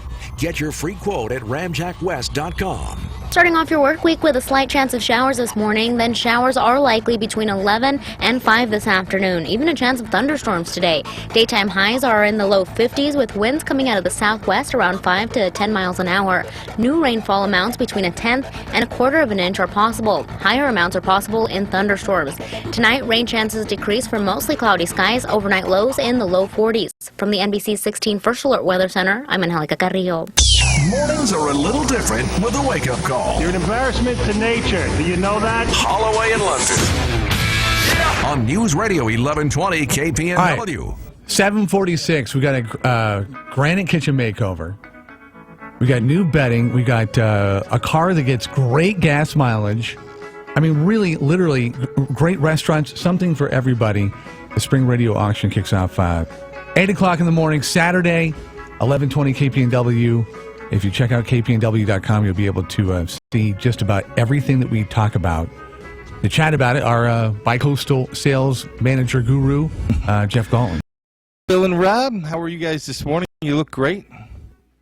You Man, too, Bill. He's already sucking up, isn't he? You guys already look great. Well, look, you guys have a big week this week with the CMN Radiothon on Thursday and Friday, then bright and early auction on Saturday. It's a busy week for all of us, and it's a terrific time. So for somebody who has never experienced the auction, because, I mean, this is really a very cool thing. It took me a couple of auctions when I first started to get this people can kind of work this to their advantage. They can get some great deals. Kind of run through it. So the first thing I would do is I would go to kpnw.com and click on the link for the radio auction, because it gives some great directions right at the top.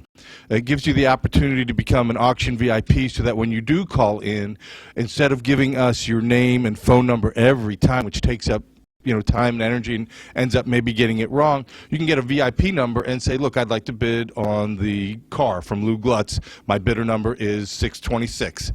We have all your information. But I mean, because I think you're kind of I'm talking about explanation of what this, because I always, even now, have people wondering about this auction. Sure. So Saturday morning we kick off what? Well, so at 8 a.m. you and Bill go on air, and we have about $10,000 worth of goods and services available for auction. And what that means is somebody can call up and say, look, I'd like to make a bid on something that we have on a bidder item. Would be the car or a worldwide granite piece or ash painting. We also have instant auction items, which are more like the restaurant certificates at $25 and $35 and $50 certificates. And then you can just buy that at whatever price I deem correct. Because, yes, I have that power. You're looking at me like, really? But I do. I have the power. But then it could change, too. It's really good to be me. Yeah. I could change my mind. Yeah. You could wait and maybe get it for less, or you could wait and not get it at all, because we will be sold out. And terrific certificates like from Chapala's, which is a great Mexican restaurant, as well as Chula's, the new Mexican restaurant that those people opened up. So there's a lot of terrific items on board. And of the new guests that are coming on to be a part of the family, sure. What jumps off the page? The Lou Glutz is on with a 2005 Chevy Impala, which is probably one of the most common cars that are sold as a pre-owned vehicle. This particular one is a 2005. Its list price and Kelly Blue Book price is $4,000. I think I have it up as a buy it now at $3,000. So right off the top, if you didn't want to bid on it, you just know you wanted it, you can take a look at it on our website, or you can go down to Lou Glutz and take a look at it and save $1,000 just like that. I mean, how nice is that? Very nice. And there's a chance you could get below 3 too. Well, there's a chance for that, Rob, but we'd certainly like to see it get. I think that car all day long is a $3,000 car in this auction. I think it's going to get to that. So you never know. Stranger things have happened. Absolutely. Some of the other one, Worldwide Granite, is in. I don't think we've ever had them before, and that's a $3,760 certificate, which is good for the entire job. You have a kitchen countertop that you want to redo, or kitchen you want to redo, start to finish, labor, parts, the whole 9 yards. Backsplash. Everything. Yeah. And then if it costs you a little bit more than, if your job is bigger than what the square footage is in this certificate, you can still apply that to that, and you're going to save a ton of money. That's the beauty of this. It's like buying cash, because most of these items will go at between 50 to 60 cents on the dollar. So you're really just buying savings. It's kind of nice. If you've got properties, or maybe you have kids that are going off, to kind of forage in somewhere as far as schooling, and they don't have the budget, this would be a great time to be able to do that, because they got painting, like you say, granite. Right. You could do a whole house makeover. Sure. We have indoor and outdoor painting with Fitzpatrick painting and ash painting. We have painting supplies. We have a staple to our auction is the bond roof care. So how great is that you can get somebody else up there to fall off the ladder? And because they have insurance, so that's okay. Have them go up there and clean your gutters and check your roof. I mean, at my age, I'm not going up there, and my son, he's in New Orleans, he's not doing it. He's not doing it. Hey. Yeah. What, you just don't call him out for the summer to get up on the roof just for old time's sake? Son, come on out here, clean Dad's gutters. Well, I've tried. I've tried, but, you know, he hurt his knee, and he's got a little early onset arthritis because he's getting old, got a lot of gray hair. His hands all curled up and gnarled like absolutely, like a little arthritis. gesturing? Yeah. Hi, AJ. Priority One. Terrific. Now, they're a staple. And as you know, that they are actually sponsoring our hotline. So when you call in at 485-0189 on Saturday, that is the Priority One hotline. And this time, they've done it a little different. They've got two different auction items in, one from Carrier, one from Mitsubishi, a little less price. So not the $8,900 certificate they normally have, and these are about $5,500 full-in jobs. But talking to Market Priority One, he said these are the two most popular items that he's doing in the market today, so he thought he'd put those into auction, which I think is pretty cool. But we also have, now look, the car is one thing which is terrific, but if you are eco-friendly and you think that you want to give back to the world, you should get this Eugene electric bicycle. It's a $700 bicycle that is, you know, could not be more eco-friendly. Have you Bill, ridden? Have you ridden one? I've ridden it. You've ridden it? Jeff, have you? I don't know that I've ridden this one. But yeah, I have too. Electric bicycle. Yeah. They're fun. Yeah, they are fun. They are fun. What I but a like- little far for me from Pleasant Hill to come in on a Eugene. Ah, you was. I know. I mean, you can go full It's electric true. on the things, which means that it's just like riding a, well, if you will, a slower scooter. Right. I mean, and it is, and you've got a distance of, I think, about 25 miles or something like that you can ride. 20 to if you're 25 just miles going on the full charge. electric. Mhm. And then you also have, you know, where you can pedal the thing, and I'm not exactly sure how they do it, but as you start to bog down a little bit on hills and the like, you kind of get this little electronic Kicks in, boost yeah. where, you know, the motor kicks in, but you're still pedaling. I mean, you're still motivating the bike, but you have like, it almost feels like somebody has just kind of gotten behind you and pushed the bike, is pushing it. It's pretty cool. It is cool. It's awesome. And if you've never ridden one, I mean, you can actually go down to Eugene Electric Bicycle and you can do a test ride on one of the things. It's a fascinating concept, and I get it. It totally, for folks that, you know, the commute's not too big, right? Or maybe they have, you know, I mean, they're getting older and they would like to be riding a bicycle, but taking the hills is just too much anymore. This allows them a way to be able to do it. Yeah, it's a terrific, and it comes with a full warranty on the battery, on the mechanism. So, you know, it's a nice deal coming from Eugene Electric Bicycle. And then after that, you get a massage from Laughing Crow, and you can make a full day of it. You could, Look at you. Huh? Look at you. Is Aren't that a you, tie-in? You know what? You are Is that the a segue? romantic. It's amazing to me. We're in the mix here. I mean, it's just fantastic. Absolutely, Laughing Crow. But here's what I would say. I'd use my Eugene Electric Bicycle to get me down to Sandpines because spring is coming, and we want to play golf. What are you laughing at? Put your golf clubs on the back there? Absolutely. In your That's what backpack? you got the motor for, you know. You know, but spring is coming. Now and you're just being Sandpines absurd. golf is in. Yeah. I mean, I'm thinking about me right now. So Sandpines is a gorgeous course. Oh, it's beautiful. You got to play it in the morning, though. The cool thing about it, if you've got families and maybe there's been, you know, maybe you haven't been able to go to wildlife safari or do some fun stuff, this auction allows you to, and what we do is you just kind of put it in a kind of a big manila envelope, and you're good to go. You've got like, okay, what are we going to do today? Right. So I'll put up maybe, about 25 items on the board to start out with. Some of the bigger items like the ash painting in the car and things, Pacific Air Comfort and those types of things that I know are going to take a little bit longer that you bid up. And then I'll put in some instant auctions on the board as well, like the Tap and Growler or Doc's Pad or those kind of ancient Little Caesars, those kind of instant auction stuff. And people should go to the website and check this stuff out. Go to the website. Don't buy this car sight unseen. I mean, I get it that the deal is great and you're caught up in the energy of the auction, but go down to Lou Glutz and check this out, or go over to Worldwide Granite. Where? Lou Glutz is off where? West 11th. No, they're at Highway 99 now. Hang on. Highway 99. They moved. Okay. So they're at 1500 Highway 99. Look at you catching me. But 1500 Highway 99. Jeff, is it really, I mean, come on, level with us. Is it really advantageous to be a VIP? Sure.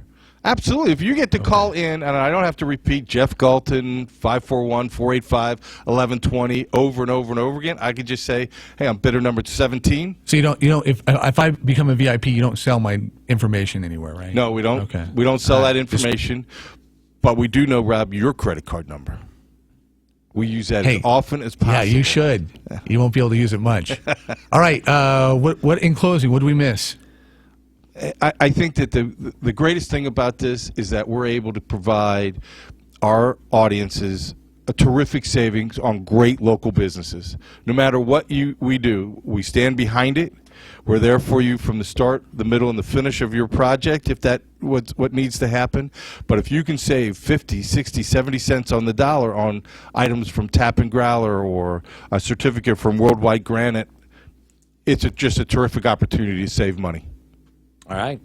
So the auction coming up again this Saturday morning starts at 8 o'clock. You'll be able to hear it here on News Radio 1120 KPNW. Get set to save now at your local Kubota dealer. Take command of your lawn care tasks with the new Kubota Commander zero-turn mower. Get commercial-grade performance and a full 4-year factory warranty at a price you can afford. Now, during the Get Set to Save sales event, get special introductory pricing of $38.99 and 0 down and 0% APR financing for 36 months. Now through March 31st, 2016. Call toll-free 1-888-465-8268 for details about cost and terms. See Mid-Valley Tractor on Highway 99. Great prices, great products from people you can trust. I'm Steve Sidkowski, a former Wall Street insider. Right now, I'm holding a book that could change your life. It will show you investing strategies which could help you earn the kind of money you've always dreamed about. And right now, I'm giving this book away for free. So who needs to read it? If you're in the middle of your career and you worry you'll never have enough money to retire, you need to read this book. If you're already retired and your income isn't enough, you need to read this book. And if you don't want to be selling burgers at the age of 80, well, you need to read this free book. The reality is, you'll need at least $1 million to ever fully retire. If you're behind on that goal, you really need to read Trade Like the Pros. And you can for free by calling 1-800-700-2114. Are you skeptical that it will deliver results? It's a free book, so what do you have to lose? Find out how at 1-800-700-2114. That's 1-800-700-2114. 1-800-700-2114. News Radio 1120 KPNW. If you've dreamed of owning an RV, let the RV Corral help make those dreams come true. The RV Corral is Eugene's largest RV dealer, Lane County's only Winnebago dealer for motorhomes and lightweight travel trailers. Over 200 new and pre-owned motorhomes, fifth wheels, travel trailers, and campers. All Class A and C motorhomes are on sale now. With local owners for 28 years and all local employees, the RV Corral will be there to help you make your RV dreams come true. Easy to find on Highway 99, 1 mile south of Beltline. Buy anywhere else, you'll pay too much. Hi, this is Adam Rodriguez. Did you know that today 1 out of every 4 American kids is Hispanic? That means many of the future doctors, engineers, scientists, and entrepreneurs of our country can be your kids.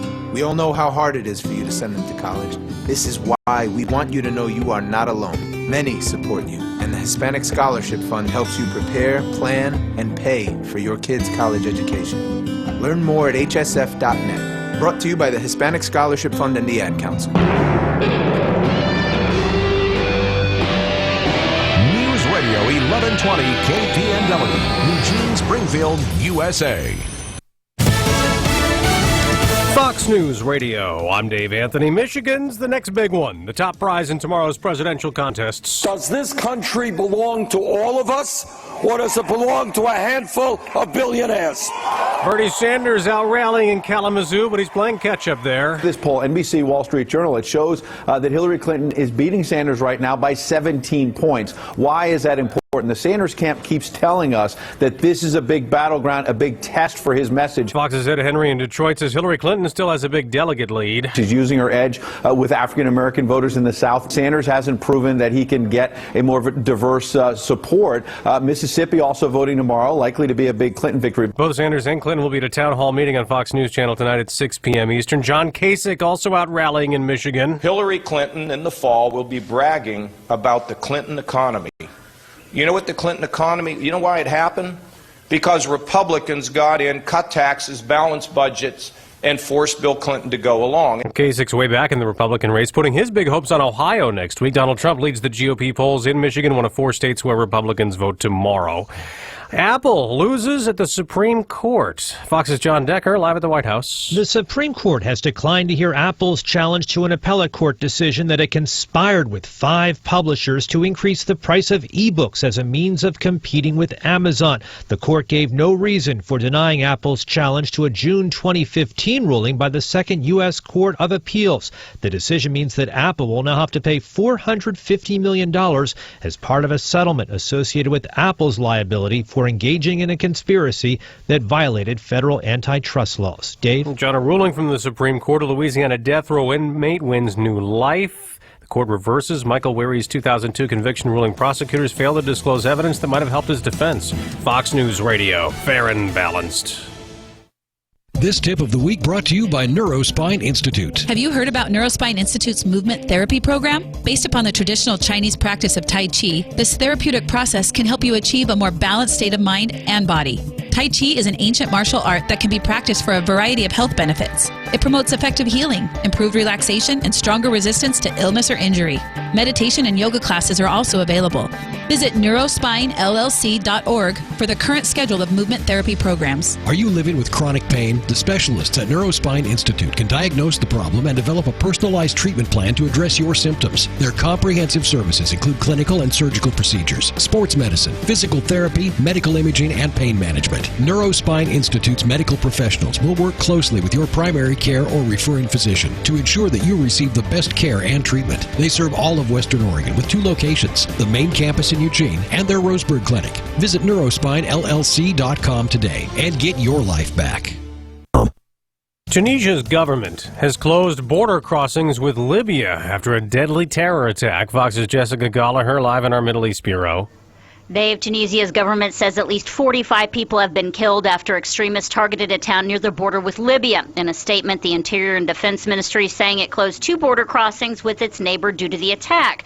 Reinforcements have been sent and residents have been urged to stay indoors. The violence comes amid international concern about ISIS in Libya. Last year, Tunisia suffered 2 terrorist attacks claimed by the Islamic insurgents that targeted foreigners. No one has claimed responsibility for this attack, Dave. Tributes have come in around the world, Jessica, for Nancy Reagan, Israel's prime minister, calling her a noble woman. The former first lady died yesterday at the age of 94. All the living ex-presidents have come out and praised her devotion and loyalty to President Reagan. There was another death over the weekend of an email pioneer, and everyone who tweets has what this man created in their username. Ray Tomlinson, a pioneer of the computer world, has died at age 74. Email had existed in a limited capacity before, but until 1971, when he invented the first network person-to-person email, there was no way to send something to someone at a specific address. Tomlinson chose the @ symbol, connecting the username with the destination address, which has become a cultural icon. He wrote and sent the first email on a government computer network, considered the precursor to the Internet, and contributed to the network's development. As for that very first email sent to a computer sitting next to his, Tomlinson had said he couldn't remember the content, calling it completely forgettable. Pat O'Neill, Fox News. They're getting fewer bonuses on Wall Street, or at least smaller ones. The New York's comptroller says the average bonus last year was down 9%. However, employment in the securities industry in New York City grew by nearly 3% in 2015. The Dow is now up 12 points. I'm Dave Anthony, Fox News Radio.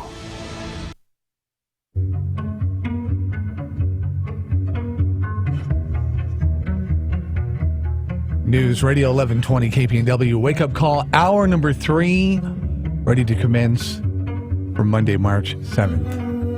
80% chance of showers today, the possibility of a thunderstorm with top temp about 52 degrees. Cloudy and a little bit of fog, 36 coming up tonight.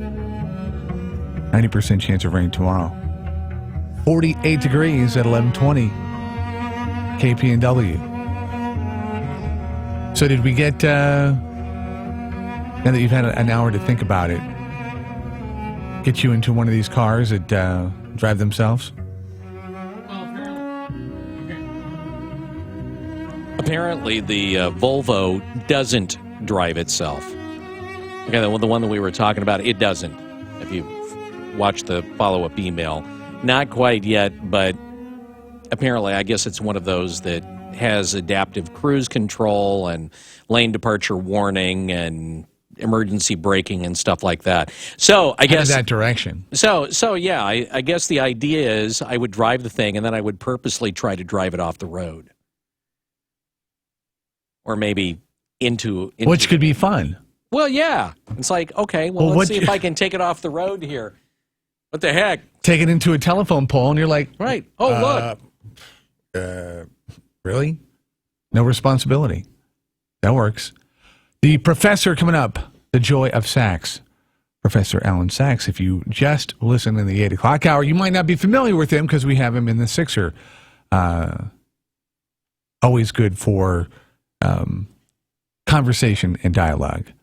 Bruce Cuff coming up as well to talk about what is Bruce talking about? Well, he's running for governor for the state of Oregon, so I would assume he's going to talk about that, or he's going to share compelling recipes with us. Okay. Maybe a little bit of both. We'll see if he's off the cuff and can come up with something. News 2, what's working? All right, we'll have these stories in just a matter of moments on News Radio, 1120 KPNW. Big rescue on the Oregon coast of 3 surfers. We'll take a look at that. Also, state employees, or at least the state, is asking, why are there so many deaths at Cape Kiwanda, and what can we do about it? We'll look at that story. And yes, the chief of the University of Oregon Police Force, last week we told you how she retired. Well, what we're finding out now is that she did retire for about $53,000. Those stories and more coming up, brought to you by Burrito Amigos, the friendly ones on KPNW.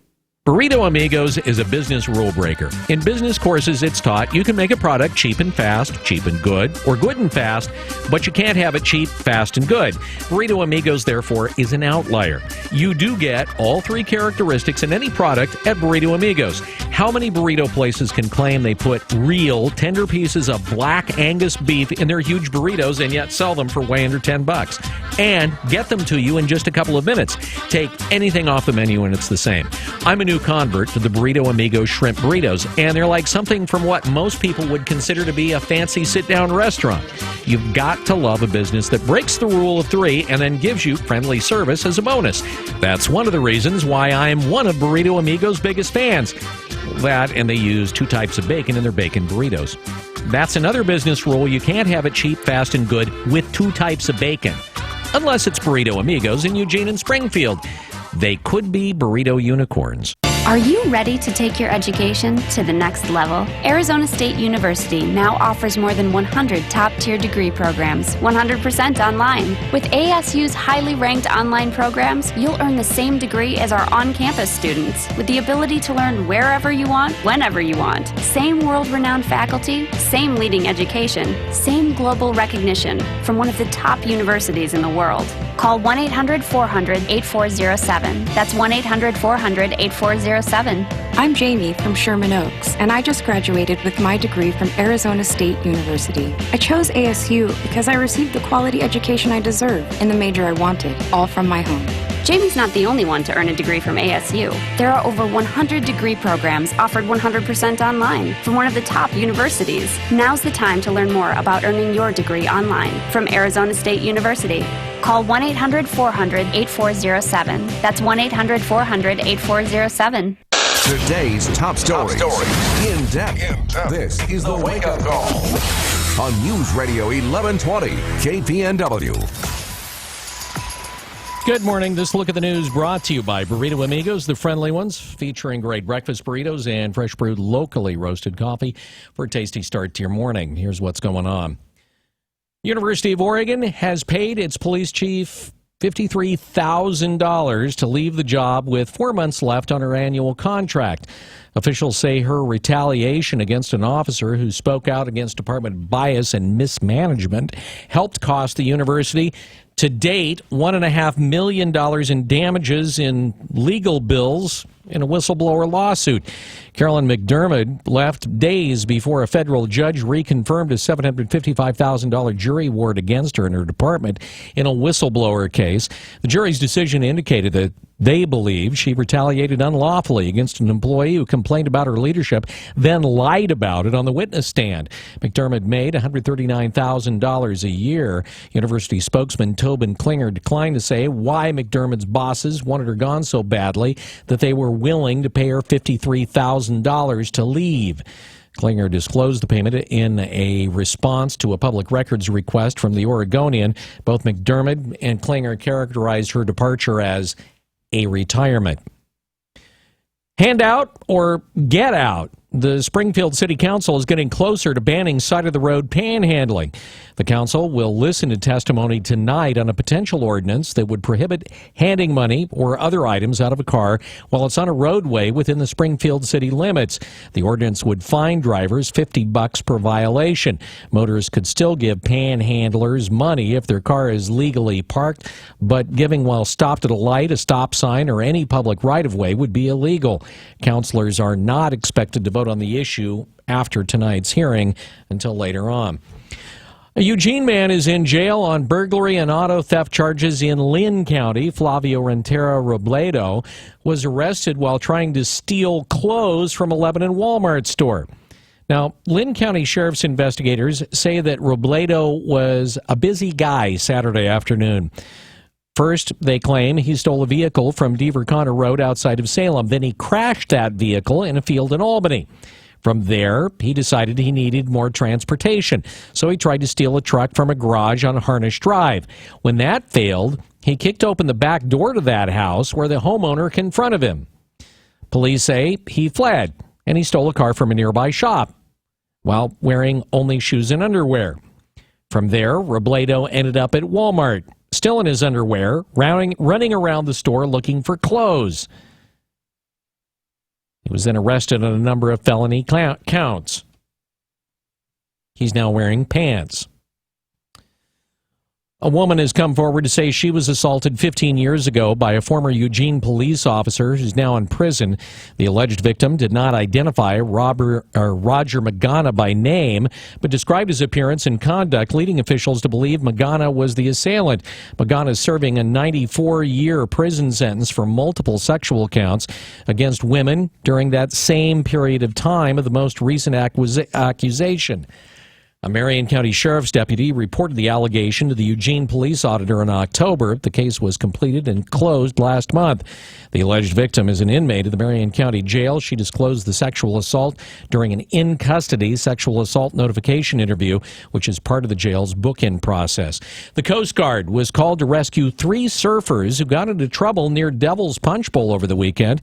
George DeGener with the Coast Guard says it's happening far too often in the area. Since January, we've had 6 cases involving people in the water at Devil's Punch Bowl and 6 people in the water at Cape Kiwanda. 2 of those individuals ended up losing their lives. Winds were blowing at gale force and swells were 20 feet. It took 2 trips with a helicopter, and all 3 surfers were rescued. DeGener says surfers need to watch the weather before going out. State officials want help finding solutions to that increased number of fatal falls at Cape Kiwanda. Brad Ford reports. The trails at Cape Kiwanda have been dangerous for years, and it's known for accidents. But it's recently become even more of a problem. Chris Hovel with Oregon State Park says 6 people have died in falls over the last 2 years. Even though there are warning signs and fences, there are several dangerous areas, but Punch Bowl is where many accidents happen. Punch bowls tend to be small, rocky inlets where the wave action is particularly fierce. Oregon State Senator Arnie Roblin has set up a town hall meeting March 17th to discuss the problems and possible solutions. The 185-acre Cape Kiwanda State Natural Area opened in 1973 and has minimal development. Brad Ford, KPNW. Speaking of the coast, Oregon has been working several years developing how tsunami evacuation routes are marked. The new Tsunami Blue Line project, they hope, will help Oregonians prepare for tsunamis. Blue lines are literally going to be painted with evacuation signs leading to evacuation zones. Althea Rizzo with Oregon Emergency Management's Geological Hazards Center says the project kicks off in Florence, Reedsport, Coos Bay, and Gold Beach March 11th. Which is the 5th anniversary of the Japanese earthquake and tsunami. Rizzo encourages you to get out and learn where the routes are during the tsunami walkout on March 11th and 12th. And then share those images, take selfies along the way, and share them on social media so people know you're getting safe. You can also find tsunami routes online. You can go to OregonTsunami.org. The Deschutes County District Attorney John Hummel has launched an online portal that will allow the public to have access to files related to his review of cases worked on by a former crime lab analyst. Former Oregon State Police Crime Lab analyst Nika Larson is under investigation for possible involvement in tampering with drug evidence. Now, she not only worked in Eastern Oregon, but for a time at the Oregon State Police Crime Lab out of Springfield. Hummel says transparency should be a hallmark of the justice system. He says the web portal will give the public the information they need to make informed decisions. He says that he's reviewed hundreds of cases potentially impacted by Larson's involvement. Over the next few months, he says he'll review hundreds more. To date, the DA has recommended that most convictions stand, but he is seeking to set aside 6. Oregon's unclaimed property account continues to grow. Brad Ford says you might have a little bit of that more than $500 million that's sitting there waiting for you. In Oregon, any unclaimed money eventually ends up with the state. Every year, the unclaimed property fund gets larger. It is now at more than $500 million. James Sinks in the Oregon Treasurer's Office says that fund grows by about $25 million a year. It might be from a bank account someone forgot or a check that never got cashed. Businesses can't keep the money. It gets turned over to the state. The state is keeping the money until it's claimed by its rightful owners. The money is held in the Common School Fund, so the interest benefits K through 12 public schools. You can search a website to see whether you have any unclaimed money. You'll find a link on the Oregon State Treasurer's website. I'm Brad Ford, KPNW. Soil tests show Portland's toxic air doesn't seem to pose a long-term health risk. People who live right across the street from Bullseye Glass may find high levels of cadmium in their soil, but test results ordered by the Oregonian show the soil, even a few blocks away, doesn't show high levels of arsenic nor cadmium. The newspaper's results largely mirror those found in samples taken by the U.S. Forest Service at a daycare center near Bullseye. Oregon officials say much more data is needed to understand risk levels in Portland's air pollution hotspots, and they plan to release their own test results soon. The tests do not consider the health impact of breathing pollutants in the air. A new kind of pest aims to ruin the spring for everyone, according to researchers at Oregon State University. The winter cutworm has been noticed in large numbers in Oregon as of last fall, with the first damage being reported in grass seed fields, golf course greens, and a few lawns. Now, the cutworms are about 2 inches long, and they can be identified by black dashes down their sides with light-colored bellies. Amy Dreves, an OSU assistant professor and research analyst and entomologist, says that it's a bad thing for homeowners and farmers. I would keep a very close eye out for any notching, clipping off, mowing. These larvae, as well as even the moth, are nocturnal, and most of them will feed in the evening. So it's coming out with a flashlight and seeing who's really the culprit. The Eurasian pests are moving across America at a rate of about 80 to 100 miles a year. They were first blamed for damage in the United States back in 2007, when large numbers were found in hayfields and around homes in Michigan. Then they damaged millions of dollars of winter wheat in Idaho a few years later, and now they threaten our very own backyards in agriculture here in Oregon. Killing the pest requires rotating a lineup of insecticides and also frequent crop rotation. The expansion of an iPad program at Corvallis schools is a hot topic issue for a group of parents who are going to be protesting at tonight's school board meeting. The district approved the expansion of the program in February that would give an iPad device to each student from kindergarten through 8th grade starting next year. The expansion means an expenditure of about $1 million for the 2016 through 17 school year, according to Andy Roberts, who is a parent who opposes the program. He's put up a website for parents to testify against the expansion during the public comment period of tonight's meeting. Concerns about the program include the effects of screen time on young kids' health, among others. Roberts says that he feels the money would be better spent on reducing class sizes so that kids aren't bringing homework home on portables. Tonight's meeting starts at 6:30 at the district office on 35th Street. Oregon hospitals perform significantly better than the national average in preventing health care acquired infections. That's according to the Centers for Disease Control. HAIs are infections that patients get while receiving medical treatment in a healthcare facility. The report, based on 2014 national data, which is the most current available, shows infection rates in Oregon are lower than the national average for every condition that the CDC tracks. Healthcare-acquired infections are among the top 10 leading causes of death in the U.S. and cost upwards of $33 billion a year nationally, according to the CDC. Preventing those infections has become a key element in improving patient care and lowering costs in the healthcare system. 3 out of every 4 American drivers report feeling afraid to ride in a self-driving car. Brad Ford says, despite the fear, AAA finds that drivers who have the cars equipped with semi-autonomous features are 70% more likely to trust the technology than people who don't yet have it. If you've driven a car that's come out in the last couple of years, you may already be familiar with some of these semi-autonomous technology. Emergency braking, adaptive cruise control, self-parking cars, or things like lane keeping assist. Ray Dodds with the AAA says how quickly we embrace a self-driving car really depends on age, and if you're a man or a woman. Baby boomers reported safety as a top reason, while millennials say convenience. And for women, they would like a self-driving car or more autonomous features as a way to reduce stress. Practice makes perfect, and gradual experience with these advanced features will likely ease those concerns. I'm Brad Ford, KPNW. This look at the news brought to you by Burrito Amigos, the friendly ones. You're up to date from KPNW. Wake Up Call Sports on News Radio 1120 KPNW. Oregon Duck men's basketball team took any out of their championship by winning the last 2 games. The final regular season game on Saturday at USC. Not even a 25-minute power outage could stall the Ducks. Tyler Dorsey and the fellas finishing off the Trojans 76-66.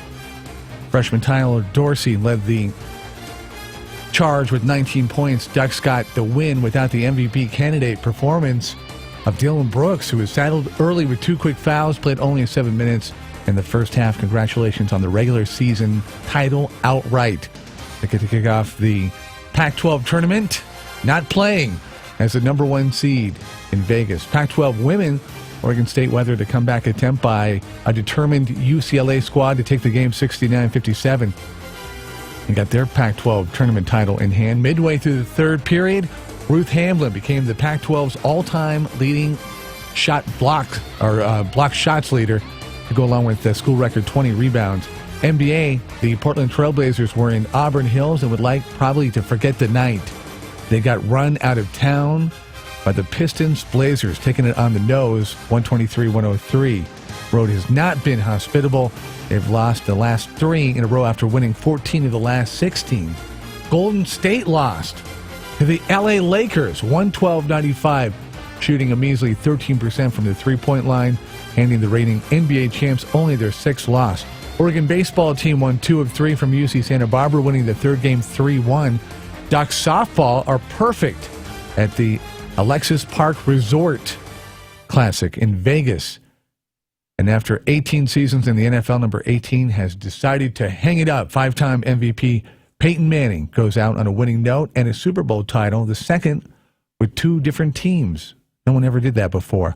Wake Up Call Sports on KPNW, brought to you by Max Muscle, the authority in sports nutrition since 1991, across Franklin from Market of Choice. News time, 8:25. KPNW weather brought to you by Ramjack West. Do you have foundation problems? Ramjack can fix that. Get your free quote at ramjackwest.com. Starting off your work week with a slight chance of showers this morning, then showers are likely between 11 and 5 this afternoon. Even a chance of thunderstorms today. Daytime highs are in the low 50s with winds coming out of the southwest around 5 to 10 miles an hour. New rainfall amounts between 1/10 and 1/4 of an inch are possible. Higher amounts are possible in thunderstorms. Tonight, rain chances decrease for mostly cloudy skies, overnight lows in the low 40s. From the NBC 16 First Alert Weather Center, I'm Angelica Carrillo.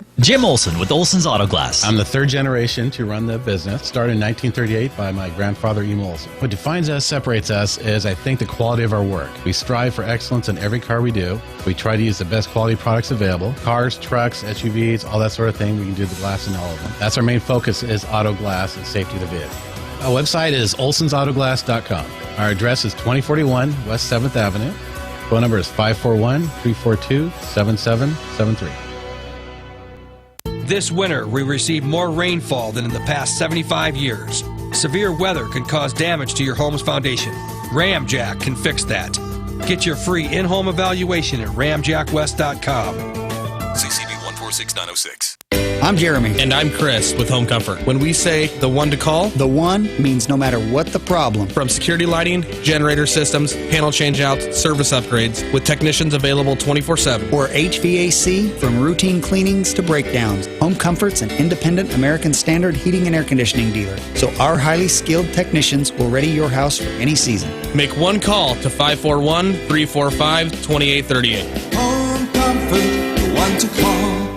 Spring arrives at the Lane County Home and Garden Show. Discover everything and everyone to create your dream home and yard. Tour our landscaper showcase. Gardens Gone Wild. Dig it with our garden gurus. Shop plant sales in the garden market. Win a garden shed built by Quality Woodcraft or a big green egg from Emerald Hearth Spa and Patio. Sponsored by KECI 9. You're invited to the Giant Garden Party. March 10th through the 13th at the fairgrounds. Admission is free. EugeneHomeshow.com. This week's show presents over 300 exhibits for your home and yard. Meet the remodelers who renovate bathrooms and kitchens, build beautiful sunrooms, patio covers, and gorgeous decking. Meet the experts who install new windows, garage doors, fireplaces, and heat systems. Meet the best builders, cabinet makers, painters, and handymen. Landscape pros that build ponds and backyard kitchens. Learn how to at Home and Garden Seminars. Explore over 3 acres of exhibits at this week's Big Spring Show. Sponsored by American Family Insurance. EugeneHomeshow.com. Max Muscle Sports Nutrition is more than a nutrition store. Tom here at Max Muscle. If you want to make changes to your overall health, lose weight, build muscle, or if you just want to feel better, stop by, talk to a certified nutritionist. Max Muscle, Franklin Boulevard, across from the Market of Choice. With River Road Health Mart Pharmacy and their MedSync service, they're able to help you save time and money by coordinating all your prescriptions into one easy monthly pickup. Managing all my medications didn't fit into my busy schedule, so my River Road Health Mart pharmacist coordinated all my prescriptions into one convenient pickup. Now I only have to make one trip per month. They will even deliver them to my home or work. Visit River Road Health Mart Pharmacy at 884 River Road in Eugene today. For more information or to transfer your current prescriptions, visit online at pharmacyeugene.com. Health Mart, caring for you and about you. Anything but typical. Anything but cliche. Anything but routine. The Wake Up Call on News Radio 1120. KPNW.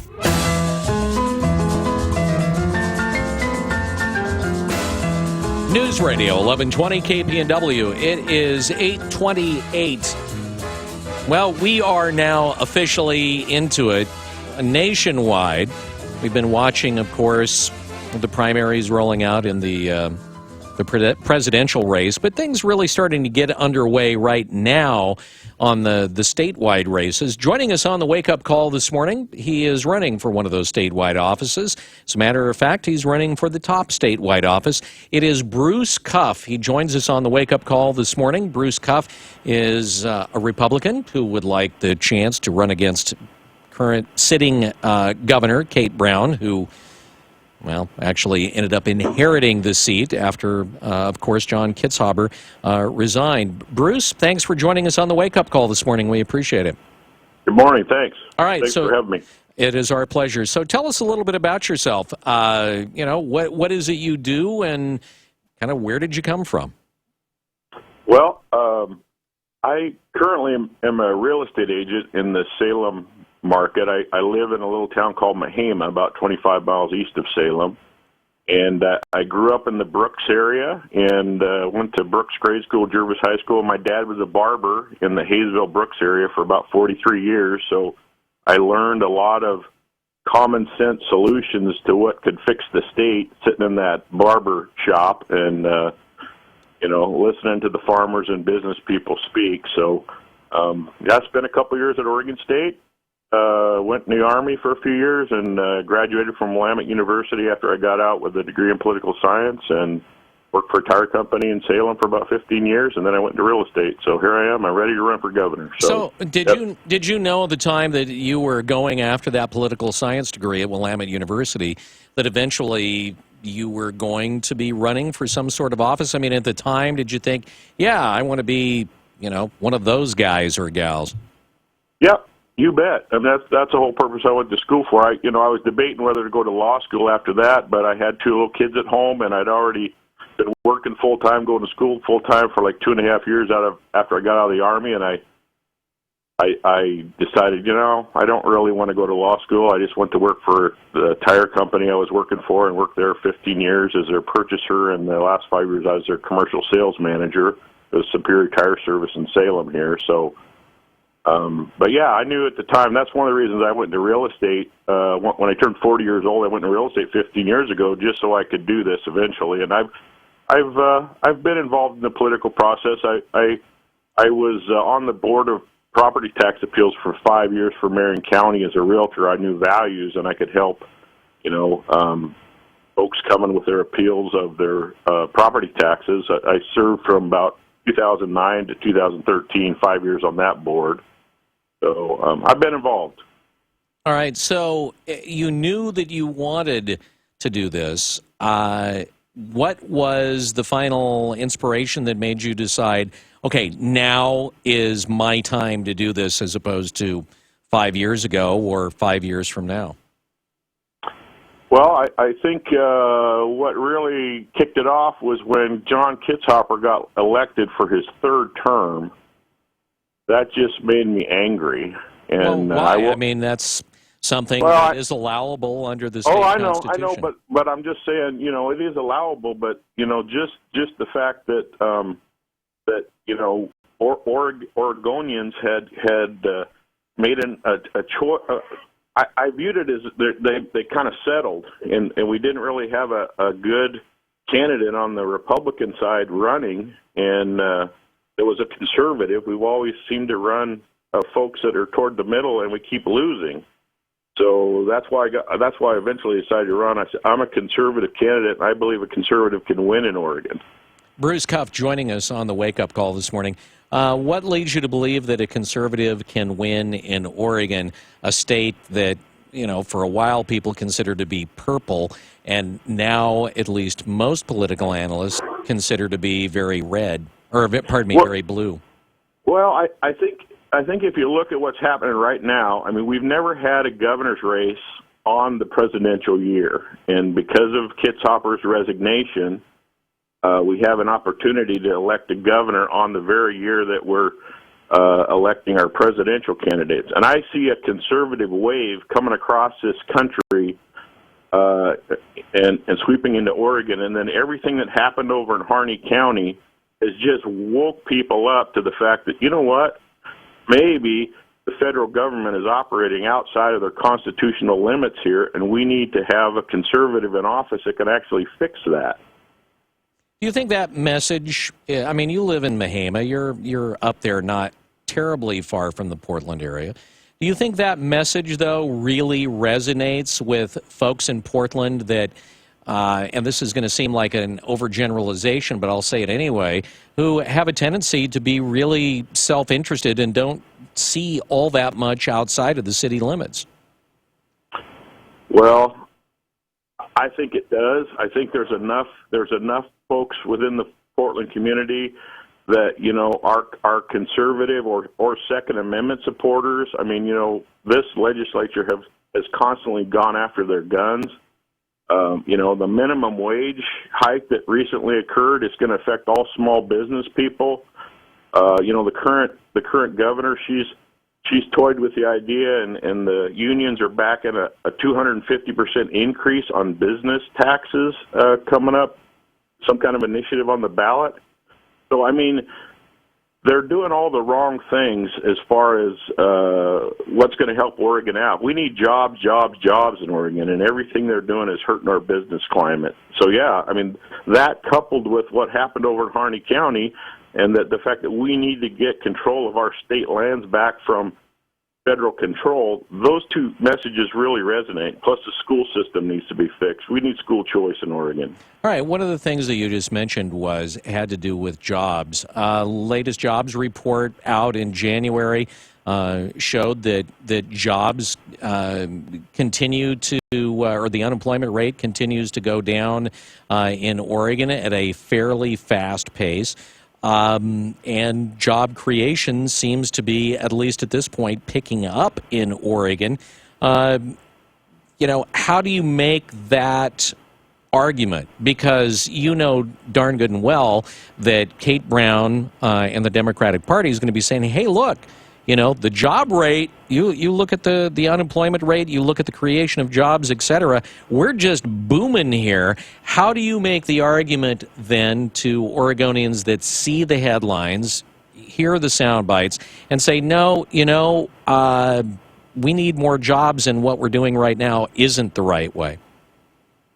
Well, I think most people looking at their budget realize that we're not living in prosperity here. I mean, most people are living paycheck to paycheck right now, and small businesses with this minimum wage increase and this looming 250% increase on business taxes is going to make our business. I mean, everything that they're doing is going to force businesses either out of the state, or any businesses was thinking about coming here to change their mind. So it's not going to be good for Oregon. So the message is, if we want to continue in the direction of increased economic activity in Oregon, we can't go the way that they're trying to take us to, because it's going to have the opposite effect. I mean, it may be looking like it's heading this way, but if they are able to implement, especially if they get a 15 now on initiative on the ballot and it passes, and they don't just ramp this minimum wage up slowly, they have to go to $15 right now. That's not going to be good for businesses in Oregon, and it's going to hurt all consumers, especially seniors who have limited incomes. Their expenses are going to go way up, and they don't have the money to do that. So most Oregonians, I think, know that just because the numbers say it's looking better, it's not necessarily so. Joining us on the Wake Up Call this morning is Bruce Cuff. He is in the mix here in the Republican primary. He'd like to have the chance to run against Kate Brown, of course, this fall for governor of the state of Oregon. Here's the thing. I watch the Oregon electorate, and to me it seems as though there is this disconnect between the people that are voting and the effects of what happens in the state. And as an example, like, for instance, things like a business tax. If you recall back during the recession, another series of tax passages were passed by the voters of the state of Oregon, increasing taxes on businesses and others here in the state. And it seems to me like the voters look at it and go, well, hey, that's businesses. I'm not a business. It doesn't affect me. There is a disconnect between, those increases in taxes on others and the average person on the street, where they just seem to ignore that it really does kind of trickle back to them in terms of higher prices and higher costs. How do you make that argument with the electorate in Oregon, which has a tendency, pardon me for saying so, to be kind of ignorant? Well, I think it's up to us to make the case. Ronald Reagan said businesses don't pay taxes, they collect taxes. We have to make the case to Oregonians that a business tax is actually going to be paid by them, and it's not going to help our businesses because it just makes them uncompetitive trying to do business out of the state.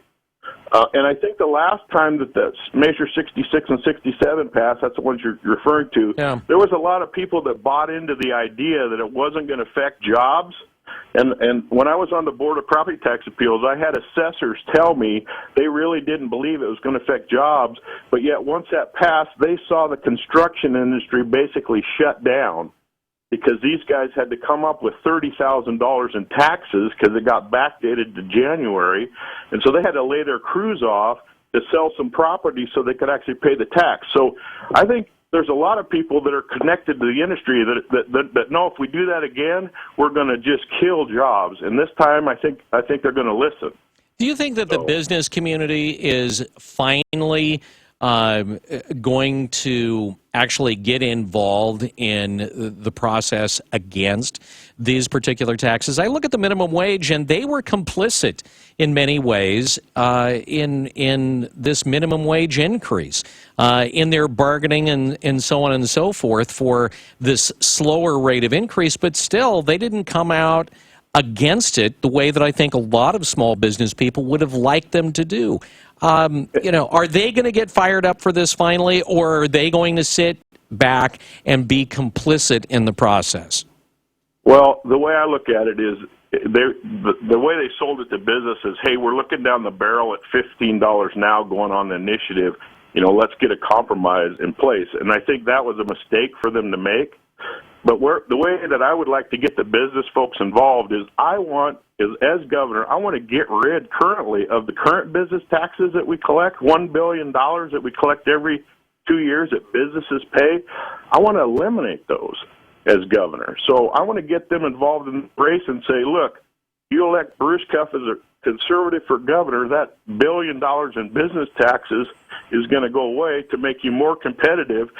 And I believe that brings business to Oregon. I believe that brings employees to Oregon that are going to pay taxes, and it's going to actually bring in more revenue to the state by having increased business, because we're so dependent on the personal income tax that if we can drive more business with more employees, that $1 billion is going to be replaced by sound economic policy. Bruce Cuff on the Wake Up Call. Bruce, for folks that are interested in your campaign, what it is you're about, and what is it you would like to accomplish if you're elected governor, where can they go to find out more information?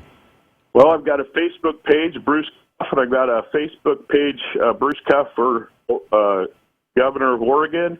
And the website is it's www.timeforcuff.org, and that's TIME, the number 4, CUFF.org. So you can find me those places. All right. Any place that you're going to be down here in the Eugene area, Eugene, Springfield, Junction City, in the upcoming next couple of weeks that people want to come out, meet you, find out more about what you have to say? Well, I'm going to be in Sutherland, south of you guys, Tuesday night. I'm meeting at the Southern Community Center down there at 6:30. And I don't think I've got anything set up right now in Lane County. All right. I'm going to be at a Lane County Lincoln dinner on April 7th. So that's when I'm going to be down there.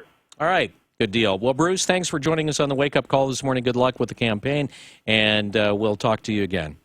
Okay. Thank you. Thanks. Bruce Cuff, again, running for governor on the Republican side of things. News Radio 1120 KPNW. The Bloomberg Market Report, sponsored by Pacific Continental Bank, serving your business and community in Eugene for over 40 years.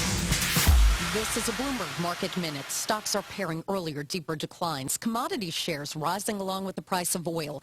Investors will turn their attention later this week to the European Central Bank's policy meeting. Could there be a bidding war for DuPont? People with knowledge of the matter say German chemicals maker BASF is working with advisors on the merits of making a counterbid for DuPont, which agreed to a merger with Dow Chemical in December. Celldex Therapeutics plunging in trading after saying it will stop a final stage study of its experimental brain cancer vaccine. An independent board overseeing the trial determined that newly diagnosed patients getting Celldex drug weren't showing a difference compared with those in a control group. Celldex decided to end the study based on that recommendation. Hourly earnings for prime age workers, those between the ages of 25 and 54, grew 3.6% in the 12 months through January, marking the fastest pace since 2009. And that is according to the Federal Reserve Bank of Atlanta. Courtney Donahoe, Bloomberg. Get set to save now at your local Kubota dealer. Take command of your lawn care tasks with the new Kubota Commander zero-turn mower. Get commercial-grade performance and a full 4-year factory warranty at a price you can afford. Now, during the Get Set to Save sales event, get special introductory pricing of $38.99 and 0 down and 0% APR financing for 36 months. Now through March 31st, 2016. Call toll-free 1-888-465-8268 for details about cost and terms. See Mid-Valley Tractor on Highway 99. Great prices, great products from people you can trust. Pacific Continental Bank is proud to call the Eugene-Springfield area home for more than 40 years. As your local banker, partner, and neighbor, we are committed to the health and sustainability of your business and our community. We know it takes more than a loan or deposit to help you succeed. It takes people who know you, your business, and your community. Who says we can't be more than a bank? Pacific Continental Bank, the right bank. Learn more at therightbank.com. Member FDIC. Built for business. Comcast Business is offering 25 megabits per second internet from $69.95 a month. That means if you're still using slow DSL from the phone company, you have a decision to make. Do you switch to Comcast Business and get more speed for faster downloads, or stick with slow DSL and watch your business stutter from slow speeds? Do you get internet that stays fast when other people are online, or keep using slow DSL and have your employees struggle with lag time? The choice is yours. Switch to Comcast Business and get 25 megabits per second of fast, reliable internet from just $69.95 a month. Or stick with slow DSL and get slower speeds and more downtime at work. Make the smarter choice. Ditch slow DSL and switch today. Call 800-501-6000 or visit ComcastBusiness.com. Comcast Business. Built for business. Offer ends 3/31/16. Restrictions apply. 2-year contract and subscription to Comcast Business Voice and Business TV required. Equipment, taxes, and fees extra. Are you putting your money into an IRA, pension, or 401k? Then I hope you're prepared to lose 30, 40, 50% or more of your retirement savings, because it's not a question of if the market crashes again. It's a question of when. It's going to happen. Did you know there is a way you can protect and grow your wealth safely and predictably every single year? The people using this approach didn't lose a penny when the market crashed in 2000 or 2008, and they won't lose a penny in the next crash. In fact, their money will continue to grow safely year in and year out, even when stocks, real estate, and other investments tumble. A free report detailing this savings program is now available. This free report shows how you can get guaranteed growth, safety, and wealth-building power without risking your retirement in the Wall Street casino. This is the best way to have a 100% secure retirement. It far outperforms any IRA or 401k. To get this free report, visit bankonyourself.com. That's bankonyourself.com. Bankonyourself.com. Holloway in London and the Wake Up Call. News Radio 1120 KPNW.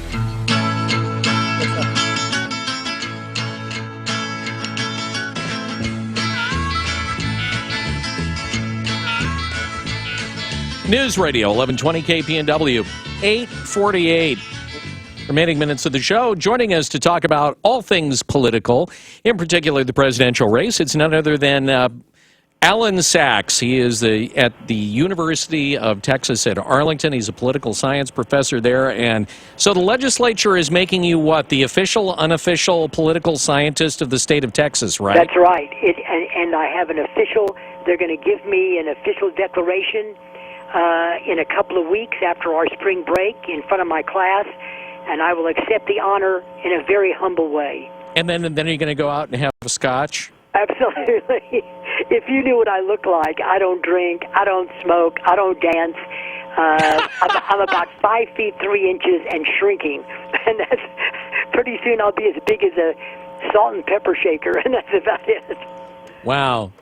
And you don't dance. Well, there you go. All of a sudden... Don't dance, don't drink, don't smoke. I read today on the Drudge Report, I'm a vegetarian also, that in Germany they're banning a lot of pork from menus in order not to offend the Muslims, the refugees coming into Germany. One more reason not to go to Germany, eh? You can't have any of that fine pork sausage. That's right. I'm amazed that they've done that. I don't know whether the article is accurate or not, but it's on this morning's Drudge Report.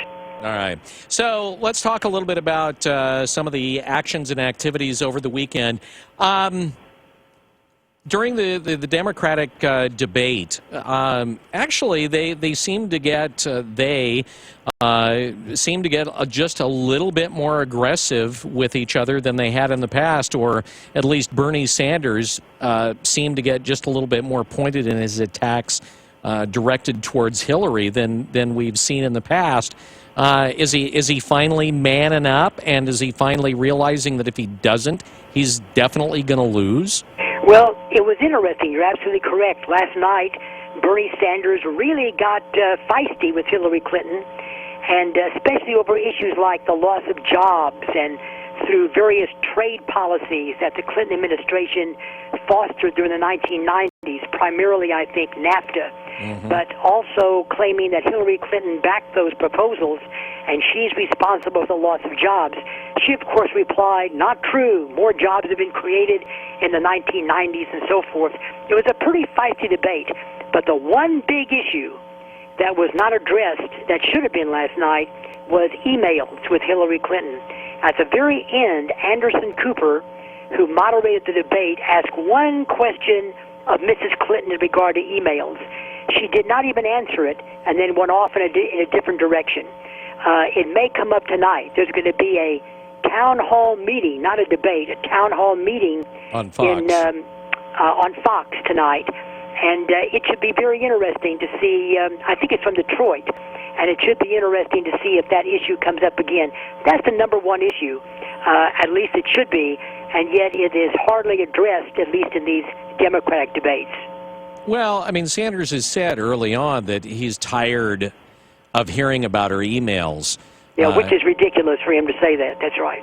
All right. So some of the the primaries over the weekend, I have to admit, I laughed pretty hard when Rubio said that Rubio's supporters were saying that winning the Puerto Rican primary has given him new life. Yeah, for God's sakes, we're talking about Puerto Rico. That is correct, and they can't even vote in the general election. That's right. But they have some small impacts on the primary season. Marco Rubio, Senator Rubio of Florida, when he first came in the race, he was considered quite a heavyweight, that he really had a chance. He had a lot of support. Then suddenly, in the past week or two, he's gone down dramatically in the polls, and I think by reputation as well. I think it's because of the way he reacted to Donald Trump's taunts, and he replied in like measure, and that was not a good thing for him to do. So he went down, and I don't know if he can recover. March the 15th is a big primary date. It's another Super Tuesday, and Florida and Ohio will both be on it. John Kasich, the governor of Ohio, has said that if he doesn't win Ohio, he's likely to leave, but he's pretty confident he's going to carry his own home state. He's governor. Marco Rubio has not said the same thing about Florida. He's their United States senator, but he's running very poorly in the polls. So, but if he loses Florida, I think there'll be a huge cry for him to leave the contest. Is Florida a winner-take-all state in terms of delegates? Okay, it is, I believe. All right. So, my observation has been that really the more people that are in this particular campaign, the more that it favors Donald Trump. Donald Trump's support seems to hover at about 30, 33, 34%. And so the more people that you have in the primaries running against him, the more that it benefits him, because as more start to drop out, his support doesn't really grow, and you have a situation where whoever's going to run against him is probably going to pick those numbers up to a greater extent. You're exactly correct, although, interestingly, Donald Trump has called for Marco Rubio to leave, and I don't know why. I think he suspects that some of those votes will come over to him, that it will not necessarily accrue to Ted Cruz or John Kasich, but will go to him. That's a gamble. He may be right in part, but he is actually calling very strongly for Marco Rubio to leave the race. And frankly, by your analysis, which I think is very correct, I wonder why he's doing that. Well, it's Donald Trump. That's right. Donald Trump does what Donald Trump does. You're exactly right. I mean, which is what, for his supporters, is appealing to them, is the fact that he is this kind of loose cannon that doesn't necessarily, follow conventional wisdom. The Republicans are going to have some problems with him as we move along, no matter what, because even if he does not get the nomination, if it goes to the convention or something like that, if Ted Cruz gets it or somebody else, Mitt Romney perhaps, or who knows who might be in line as the convention favorite, but he has his strong supporters even if he doesn't start a third party, which I don't believe he will, I think it's too late for that. But even if he doesn't, a lot of his supporters may just get mad and stay at home. And that's not going to be good in a big general election against Hillary Clinton. Okay, but and we're just about out of time here. I would think that those who support Donald Trump, I would think that their dislike for Hillary Clinton would be a motivating factor for them to actually vote. I mean, say whatever you want to about Hillary Clinton. She drives a lot of negativity, particularly when it comes to those that consider themselves either Republicans or conservatives, which in some cases are two different things. Absolutely. There is some chance that Donald Trump could possibly get some of the people that are over on Bernie Sanders' side, and they may be very disaffected as well, especially a lot of young people. And some of them, Donald Trump believes, may move over and vote for him in the general election. It's a very volatile season, as everybody knows, as volatile as the weather here in Texas is right now. But nobody really knows what's going to happen. By the way, in a general historical overview, a lot of people are saying this is the most ridiculous campaign season we've ever had. Quit the invectives and all that. But if you look back at history in America, political history, has been complete with such elections. At least we don't have a duel between Alexander Hamilton and Aaron Burr, as they had many years ago. All right, we'll leave it with that. Professor Sachs, thanks for joining us on the Wake Up Call. It's 8:56. We'll see you tomorrow on KPNW. How do you improve upon a legend? First, you make it come standard with sports seats to put you in position to carve every corner. You give it an 8-speed Steptronic transmission with paddle shifters, standard. And you make it near perfectly balanced to give you even more control of the road. But if you want to know how to catch up to a legend, sorry, can't help. The new BMW 3 Series. BMW, the ultimate driving machine. Financing and leasing available by BMW Financial Services. Visit BMW of Eugene. Also online at bmwofeugene.com. Think you're fat? You might just be bloated. Find out by calling now for a free trial of New Biotics, the new breakthrough that flattens bloated bellies fast. For a free trial, call 1-800-992-2821. Strict limit of 1 per household. I used to be plagued by potbelly and constant bloating. After taking New Biotics, my belly flattened and continues to get flatter. My sense of bloating and discomfort is gone. If you've got a big belly, you might not be fat. You might just be bloated. New Biotics is scientifically formulated with natural ingredients to flatten bloated bellies fast by cleansing pounds of rotting food and toxic sludge from your body. It even combats periodic heartburn and acid reflux. If your belly flattening results are too dramatic, simply reduce use to every other day. Think you might be bloated? See how much flatter New Biotics makes your belly. But hurry, call now for details while we're still giving it away for free. 1-800-992-2821. That's 1-800-992-2821. 1-800-992-2821. News Radio 1120 KPNW. When you take the train, there's no telling what adventures await you. But that didn't stop us from speculating. Okay, Ben, you tell me what you do aboard Amtrak Cascades. I tell you how your seemingly innocuous decisions ultimately alter the course of your entire existence. You ready? Yeah, let's do it. Okay, on the train, do you A, order food, or B, get a drink? Get a drink. Nice. Coffee or beer? Beer me. Ooh, someone catches your eye. Say hello or find your seat? Say hello. She's a Beaver fan. I noticed you're wearing a duck catch. Ugh. Deal breaker or get her number?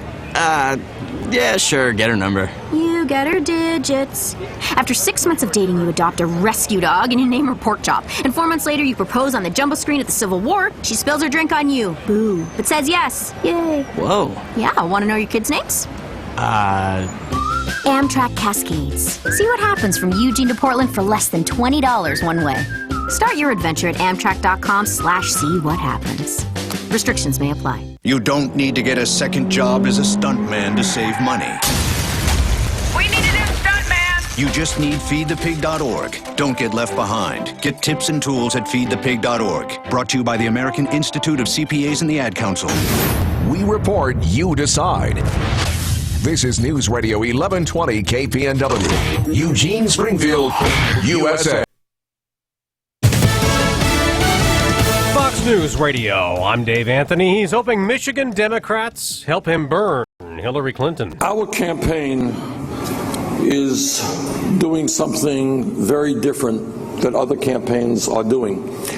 And that is, we are telling the truth about what's going on in America. Bernie Sanders at a rally in Kalamazoo before tomorrow's primary, but Clinton leads in the polls there and has a big edge in the delegate count. Mississippi also has a primary tomorrow. Republicans will also vote in Hawaii and Idaho. I need your help. It's crunch time now. I need to win here. Marco Rubio coming off his win in the Puerto Rico primary, but he's way back in Michigan, a distant fourth in a new Fox 2 Detroit poll. Donald Trump's up by 22 points. John Kasich has surged to second there. A different poll had him first. We're going to do well in Michigan. I mean, we feel the momentum up here. We're going to head to Ohio. I'm going to win Ohio, and we're going to campaign all across the country. We're just learning from the Pentagon. The U.S. military launched drone strikes in Somalia over the weekend, hitting a terrorist training camp, killing more than 150 al-Shabaab fighters.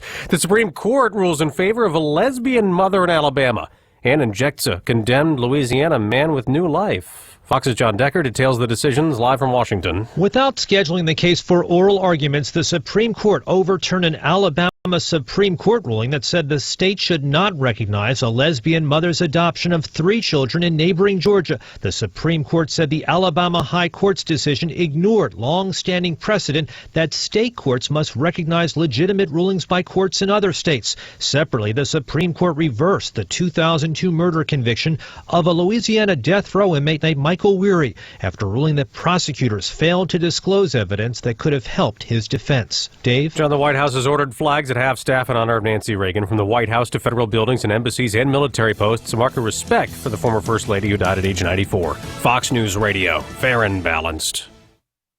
This is an announcement for all people who want to take a risk-free challenge to whiten their teeth in 5 minutes using clinically proven power swabs. This risk-free challenge is for people whose smile has been yellowed by coffee, tea, or smoking. It's so effective, we challenge you to try it for 5 minutes to see how white your smile could be. If lines are busy, try again. Dial 1-800-663-1510. That's 1-800-663-1510. 1-800-663-1510. And I will try to call all of you, but Greg doesn't have a cell phone. Dad's phone will have a dead battery. No doubt. And Julie will be on the phone with Jill, Devin, Melissa, Karen, and Bruce. Well, this is great. I am so glad that we don't have a plan. I know. Winging it is not an emergency plan. Make sure your kids know what to do during an emergency, who to call, where to meet, what to pack. Visit ready.gov/kids for tips and information. A public service announcement brought to you by FEMA and the Ad Council.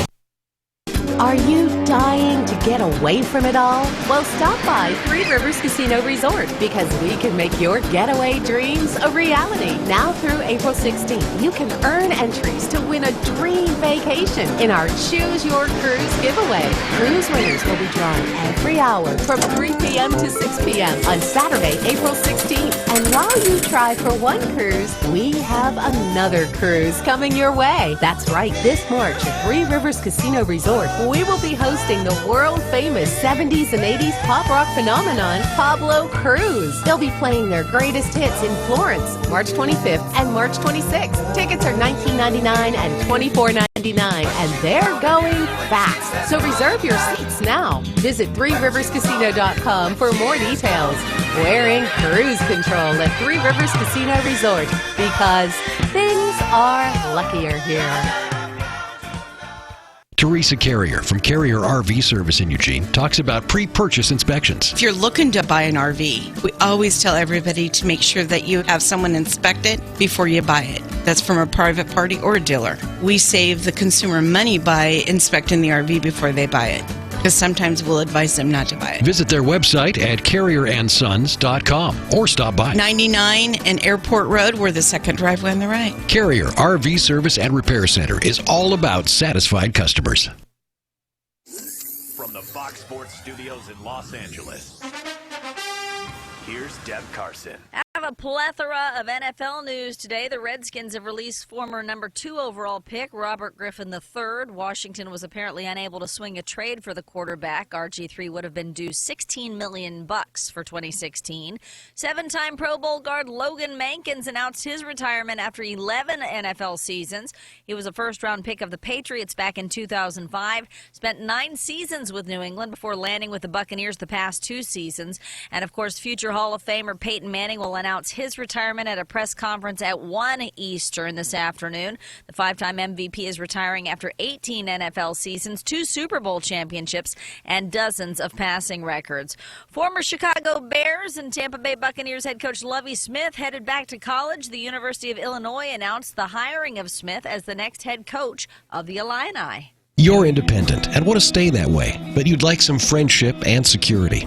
Consider Eugene's elegant yet affordable retirement living, Turpinning Terrace. At Turpinning Terrace, friendships grow through activities, the all-day restaurant-style dining, and the warm community environment. The large studio, 1-bedroom, and 2-bedroom apartments are the best value in Eugene. They have a secure parking garage and are near excellent retail stores. Call for a free tour and lunch, 689-0619. Turpinning Terrace, a tremendous time of life. It's 9:06 and time for Rush. Rush Limbaugh on News Radio 1120 KPNW.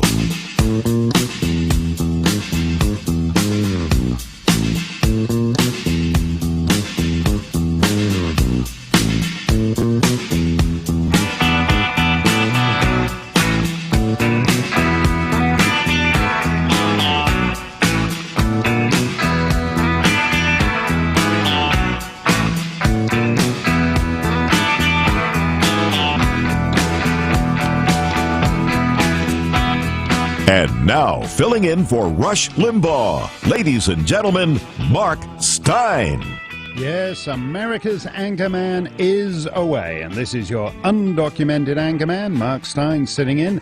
No supporting paperwork whatsoever. Donald Trump gave me an H-1B visa on Thursday night and then took it back and tased me into submission 2 hours later. We are live from Ice Station EIB in far northern New Hampshire. Mr. Snerdley is running the show direct from New York City. It's a beautiful snowy March day here in the North Country. Yeah, the snow is coming down fast. It's covering. It's like 2/3 of the way up all the Jeb 2016 signs still left in the snowbanks after last month. It's very touching looking at the snow creeping up over the last couple of exposed inches of Jeb Bush signery.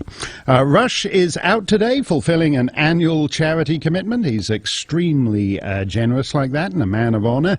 Even on a political weekend with lots of developments, he's busting to talk about with you. But he was on Fox News Sunday yesterday, and I hope you saw that because he had lots of interesting things to say. We'll talk about some of those things a little later. He will be back himself for authentic, full-strength, all-American excellence in broadcasting tomorrow. In the meantime, a sinister foreigner's perspective on those weekend developments, and much more importantly, your take on what's happening. 1-800-282-2882 is the number to call for Cruz fans, Trump fans, Rubio fans and Kasich fans. None of those people are speaking to each other, so we may have to do it like C-SPAN and break it down into liberal and conservative lines. But for the moment, you can all use the same phone number, 1-800-282-2882. In the midst of all these ructions about where the GOP's headed, we were reminded yesterday of the last man to change the party's direction, Ronald Reagan.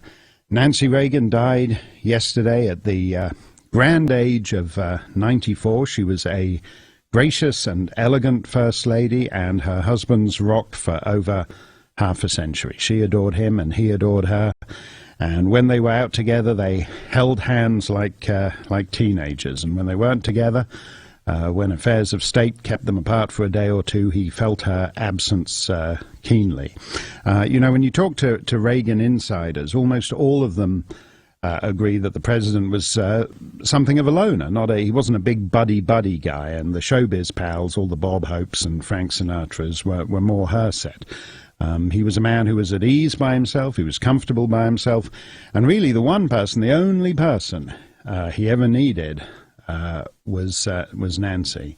And they didn't enjoy the retirement they expected to have, and the long twilight fade of his final decade must have been tough on her. She said, "You look forward to walking down memory lane and then find you have to do it alone."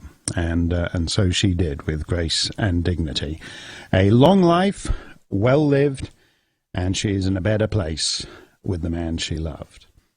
I don't know how much attention she'd been paying to this election cycle, but if she did, she must surely have been struck by the way today's Republican Party has entirely modified Reagan's 11th commandment, "Thou shalt do nothing but speak ill of other Republicans." Cruz supporters loathe Trump, and Rubio supporters loathe Cruz, and Trump supporters loathe Romney.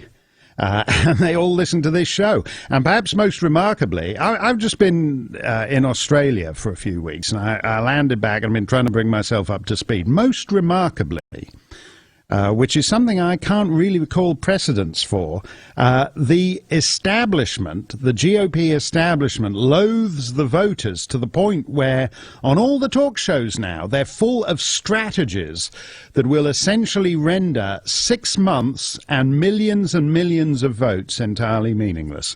So we're going to try and break it down objectively over the next 3 hours here, without all this, "You're dead to me," and "You'll never work in this town again," all this hyper-queenery that's making the conservative movement sound like bitchy waiters in Coconut Grove after John Kerry's sent back the aubergine coulis on a bed of arugula. It's amazing to listen to people. The Daily Caller had a terrific piece the other day saying that Trump has turned conservatives into social justice warriors. It's now all this hysteria and apostasy tests and purity tests and enemies lists. You make one bad judgment. There's this guy, Mark Antonio Wright at National Review, did a piece, I think it was on Saturday, archiving the Trump endorsers Hall of Shame. He's compiling a list, an enemies list. He's making a list and checking it twice. This guy, Mark Antonio Wright, I don't know how big a deal he is at National Review. I think he's an editor or something there. But he's making a list of people who've given support to Trump, such as Senator Jeff Sessions of Alabama and Chris Christie and the Maine governor, Paul LePage. And he's compiling this enemies list, and he's saying, we won't forget. We're not going to forget. So conservatives have turned into social justice warriors. They're like the fellas who tracked down that $100 donation that the Mozilla guy gave to a campaign in support of traditional marriage, and they forced him out of his job. That's what's happening now. So the pajama boy, whoever this pajama boy is over at National Review, is compiling the enemies list. But if you missed the weekend primaries, just to bring you up to speed, the small-handed con artist won Kentucky and Louisiana, the lion Canadian won Kansas and Maine, and the little sweaty guy won Puerto Rico. So the upshot of the weekend is basically this: no one can win. No one. No one. So before we get into political philosophy, with conservatism and all the rest of it, let's just get the horse racy stuff out of the way here. The problem here is Donald Trump, the guy who wrote The Art of the Deal, has failed to close the deal. He should be farther ahead than he is by now, and the fact that he isn't weakens the best argument for rejecting the so-called elite and establishment. Basically, the quickest way to put a nail through this thing would be for him to rack up enough delegates so that all this talk about brokered conventions became irrelevant. But there are two views on this. One is that he's slipping. He won Louisiana and Kentucky very narrowly, mainly due to, that's to say, they were much narrower victories than the polls suggested, and that's due to the fact that mainly due to early voting, where he had a big lead, and then come voting day itself, late voters went for Ted Cruz, basically. So there's two views of this. Either he's slipping, we've reached peak Trump and he's now on the slide, or he spent the last couple of weeks taking incoming like nobody's taken, and he's still standing, which there's a case for. I mean, we basically had the previous two nominees of the Republican Party, McCain and Romney, have both done direct assaults on him and his character and his integrity, and he's still winning primaries. So there's enough of a vote for him to hold up and to stay in the lead and to be the choice of a plurality of Republican voters. But if he's going to win this thing, if he's going to put it in the pocket, the fact is he has to win 58% of the remaining delegates. And he can't, and as much as I don't think Romney hurt him, I think if anything, in fact, Romney reminded people of everything they dislike about the Republican establishment. Essentially, he hurt himself with that debate performance on Thursday. He's not going to win 58% of the remaining delegates talking about his penis and about little Marco and Lion Ted. So Trump's campaign is at risk of going the way of, Trump Airlines and Trump Mortgage and Atlantic City. He talks about how huge and spectacular it is, but right now it's slowing down. Who does that leave? That leaves Ted Cruz. He's up over 300 delegates, which sounds great because he's within 80 or whatever it is of Trump. But without Super Tuesday, he was supposed to win all the big evangelical vote on Tuesday, win the big southern states, and he didn't. He won Texas and Oklahoma and Alaska. Didn't win any of the Old South. And that means that he has to win 64% of remaining delegates, or if Rubio wins Florida or John Kasich wins Ohio, Cruz has to win 72% of the remaining delegates. Okay. Who's that leave? That leaves Marco Rubio. Marco Rubio, the establishment choice, the guy with broad appeal, the only fellow who can take it to Hillary, and Hillary's the most scared of running about because he's optimistic, he's young, he's pretty, he's promising a new American century, and all that is worth 8% in Maine. He placed fourth in Maine, 8% of the vote. But not to worry, because on Sunday, Marco Rubio won his first primary in Puerto Rico. So I think that shows he's pretty well set up for all the other Spanish-speaking territories that are coming up in the next few weeks. Like, I don't know, Puerto Idaho, isn't that coming up this week?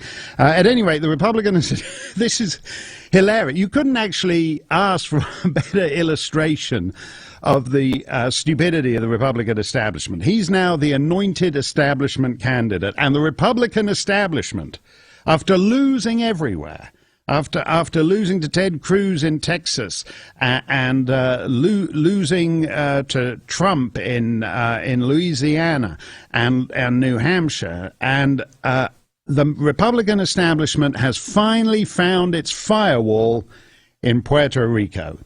I think it was Milton Himmelfarb who was the first guy to say that Jews earn like Episcopalians but vote like Puerto Ricans.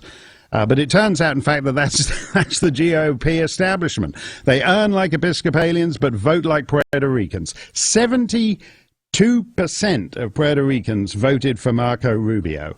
And this is the genius of the Republican Party now. They have had the Republican Party's supposedly most electable candidate, the GOP establishment's most electable candidate, has his only success in a place that doesn't actually get to vote for president. The symbolism of that is almost too poignant for words. Marco Rubio has taken the weakness of Dole, McCain, and Romney to a whole new level. He's only competitive in non-voting territories. He gets 75% in Puerto Rico and 8% in Maine. That's brilliant. If we could hold a primary, where else doesn't get to vote? Guam is a territory, so we don't know how the Guam vote is going. We could make some more if we really want to put Rubio over the edge. Let's just make some more places U.S. territory. Oh, there's the U.S. Virgin Islands. I don't think that'll be enough. We might have to throw in the British Virgin Islands. Could we declare them an honorary territory? Yeah, I don't know. Tajikistan. How do they feel about Rubio? They could be a Samoa. I'd like to see Samoa, as the old song said. We've run out of. We've run out. That's American Samoa. There's a British Samoa, and they don't. They don't. We need to get Samoas into the mix, and that way. Rubio's going to have a chance. But basically, this is like the old Bertolt Brecht line about how we need to elect a new people. The Republican establishment's strategy for victory is to, for its most electable candidate, is non-voting territories. Territories that can't actually vote in November are where the establishment candidate has the greatest appeal. You can't get better than that. Mark Stein in for Rush, 1-800-282-2882. In this fractious time, as the Conservative Party and the Conservative movement tears itself apart, pick your sides, have at it. Lots to come between now and 3 p.m. Eastern. 1-800-282-2882. You're listening to the EIB Network.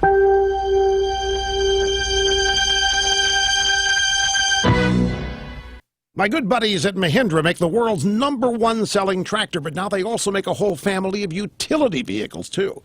Just like their tractors, Mahindra's Impact XTV utility vehicles deliver superior performance with industry-leading cargo capacity, towing capacity, ground clearance, and a 3-year warranty. And the Mahindra Impact XTV is made right here in the USA in Mahindra Red or Camo.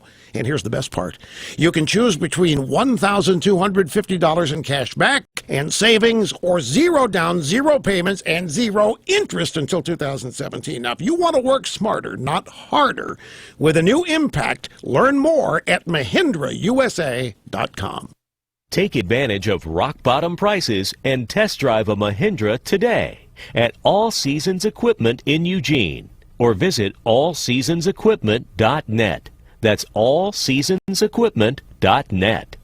Are you a man living with prostate enlargement, urinating more often, waking up to use the bathroom, a drop in intimacy? Call us now and we'll send you a free bottle of Super Beta Prostate. It's guaranteed to reduce urges to urinate and support intimacy. It's free. Just pay shipping and handling. Just call 1-800-467-5090. For prostate problems, men trust Super Beta Prostate. It's one of the few products that I've taken that does what it says it's going to do, and Super Beta Prostate was real. I remember after I started taking it, I had my first full night of sleep. I sleep better at night. I don't have to get up all night long like I used to, and my girlfriend really enjoys it too, so let's just leave it at that, I guess.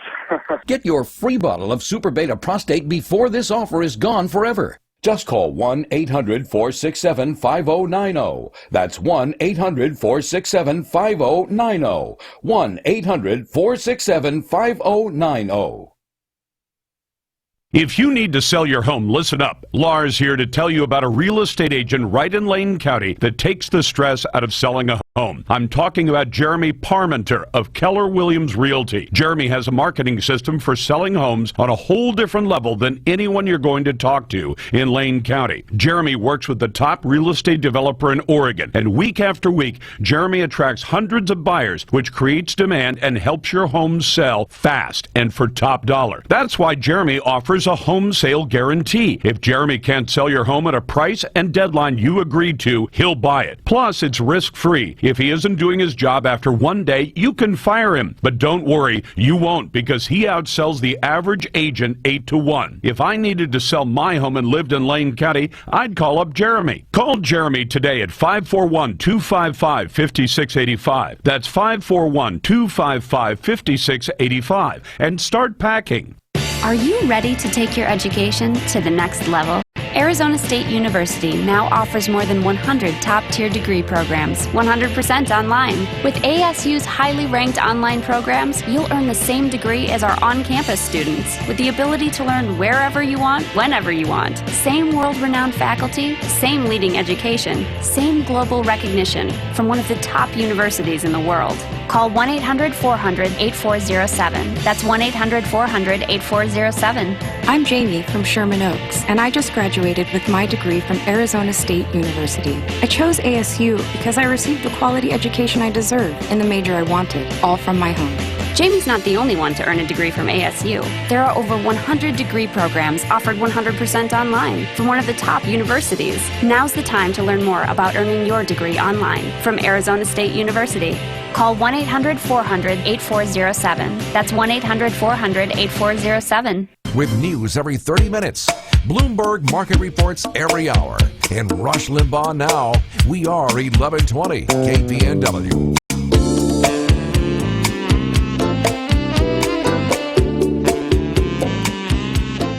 Oh, that's way too mellow for civil war in the Republican Party. Mark Stein in for Rush in this interlude between the weekend primaries and the big night tomorrow. And it'd be interesting to see whether, particularly with Michigan, whether the trend of the weekend continues. What happened is, if you recall Mitt Romney's line on Thursday, he said, reach your own conclusions if on who's the best anti-Trump in any of these states. So if you're in Florida, vote for Rubio, and if you're in Ohio, vote for Kasich, and in other places it might be that Ted Cruz is the best chance. And so far, Romney said that for one reason.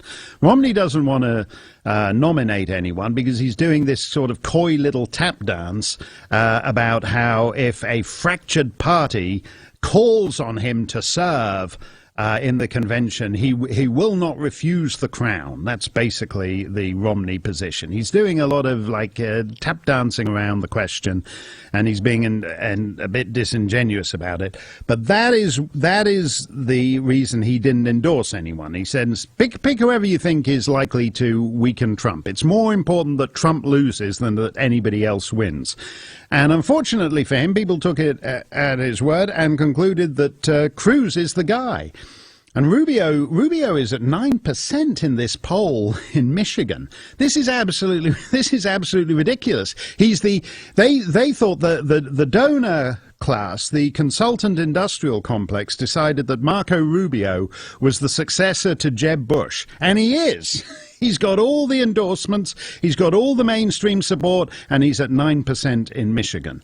And that's really the problem for all this brokered convention talk. The idea being that, the party would be divided, and they would, and the establishment would decide, okay, we're going to parachute in some great unifying moderate figure who can reach across the aisle, and Bob Dole 2016 would be all fired up and ready to go at the convention. And that isn't going to work. Because if you look at all the results over the weekend, basically putting aside Puerto Rico, if you look at Kentucky, Louisiana, Kansas, and Maine, Cruz and Trump got between 70 and 80% of the vote. Whatever you feel about the Cruz guys hate the Trump guys hate the Cruz guys.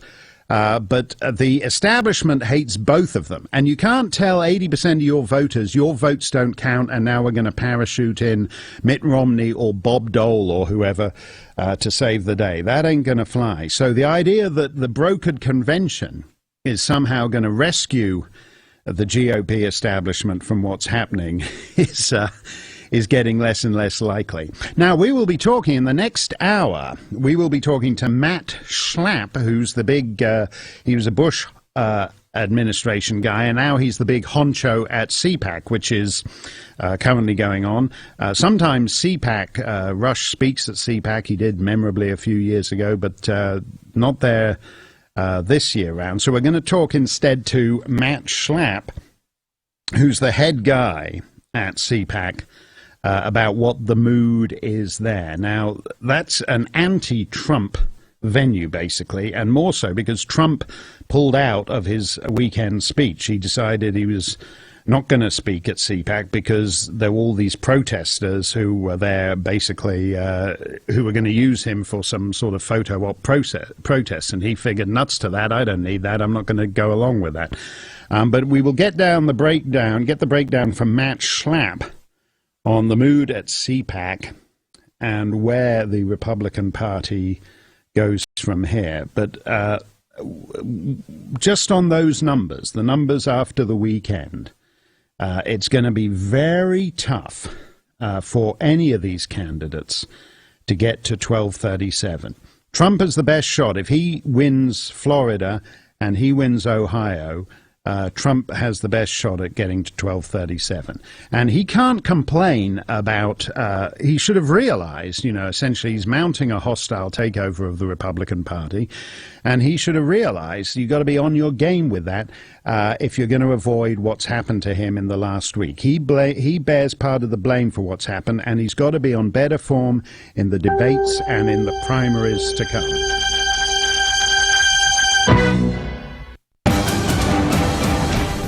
From the KPNW News Center, here's what's going on. The Springfield City Council is getting closer to banning side-of-the-road panhandling. The council will listen to testimony tonight on a potential ordinance that would prohibit handing out money or items out of a car while it's on a roadway within the Springfield city limits. 3 surfers were rescued by the Coast Guard near Devil's Punch Bowl. Winds were gale force and swells were 20 feet. George Degener with the Coast Guard says surfers shouldn't go out when conditions are that dangerous. Can't stress enough that people really need to check the weather and understand that while the Oregon coast is beautiful and we want you to go out and enjoy it, we also want you to be safe. The surfers were treated and released. In the first 6 days of this year, more than 4,300 people registered to vote in Oregon under a new initiative automatically signing up voters when they apply for driver's licenses. Oregon is the first state to adopt the idea that it's the government's responsibility to register voters, not their own, a move that could grow the number of registered voters by 13% for the November election. Bill London, KPNW. If your company uses medium-duty trucks, it's not about how cool your drivers look in them. It's making sure they're keeping your drivers generating revenue for you daily. FMI Truck Sales and Service is now in Eugene. And if your business uses trucks, they've spent the last 30 years specializing on medium-duty work trucks. So, FMI knows what it takes to build the truck your company needs. Then after your truck is built, FMI will be there to support Isuzu's 5-year, 200,000-mile powertrain warranty and the 24-month, 60,000 miles of preventative maintenance that's included with your new Isuzu diesel truck. Eugene's FMI Truck Sales and Service knows your truck should be on the road working for your business, not sitting in a repair shop. Because it's all about driving revenue and not just a cool-looking truck. Give them a call at 541-393-6506 or come to the corner of West 11th and Bertelsen in Eugene. FMI Truck Sales and Service, where the coffee's always on and the popcorn's always fresh. Think you're fat? You might just be bloated.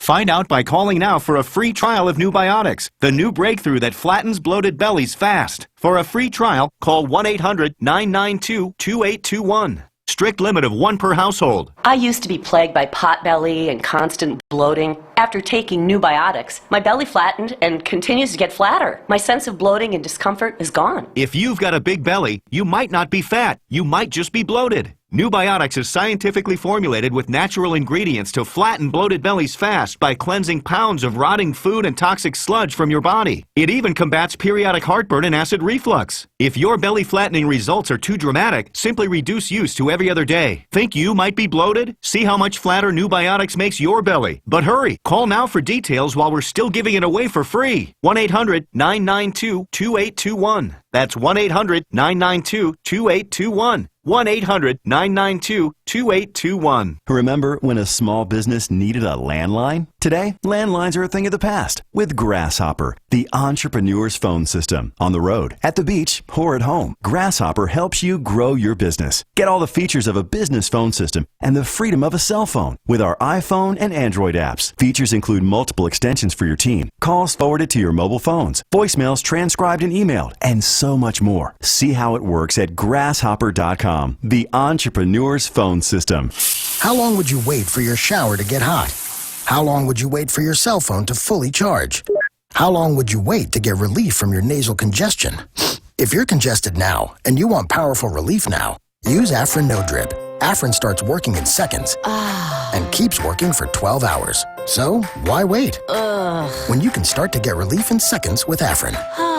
Afrin, powerful congestion relief without the wait. Use as directed. For more information, go to Afrin.com. When news breaks, depend on us. News Radio 1120 KPNW.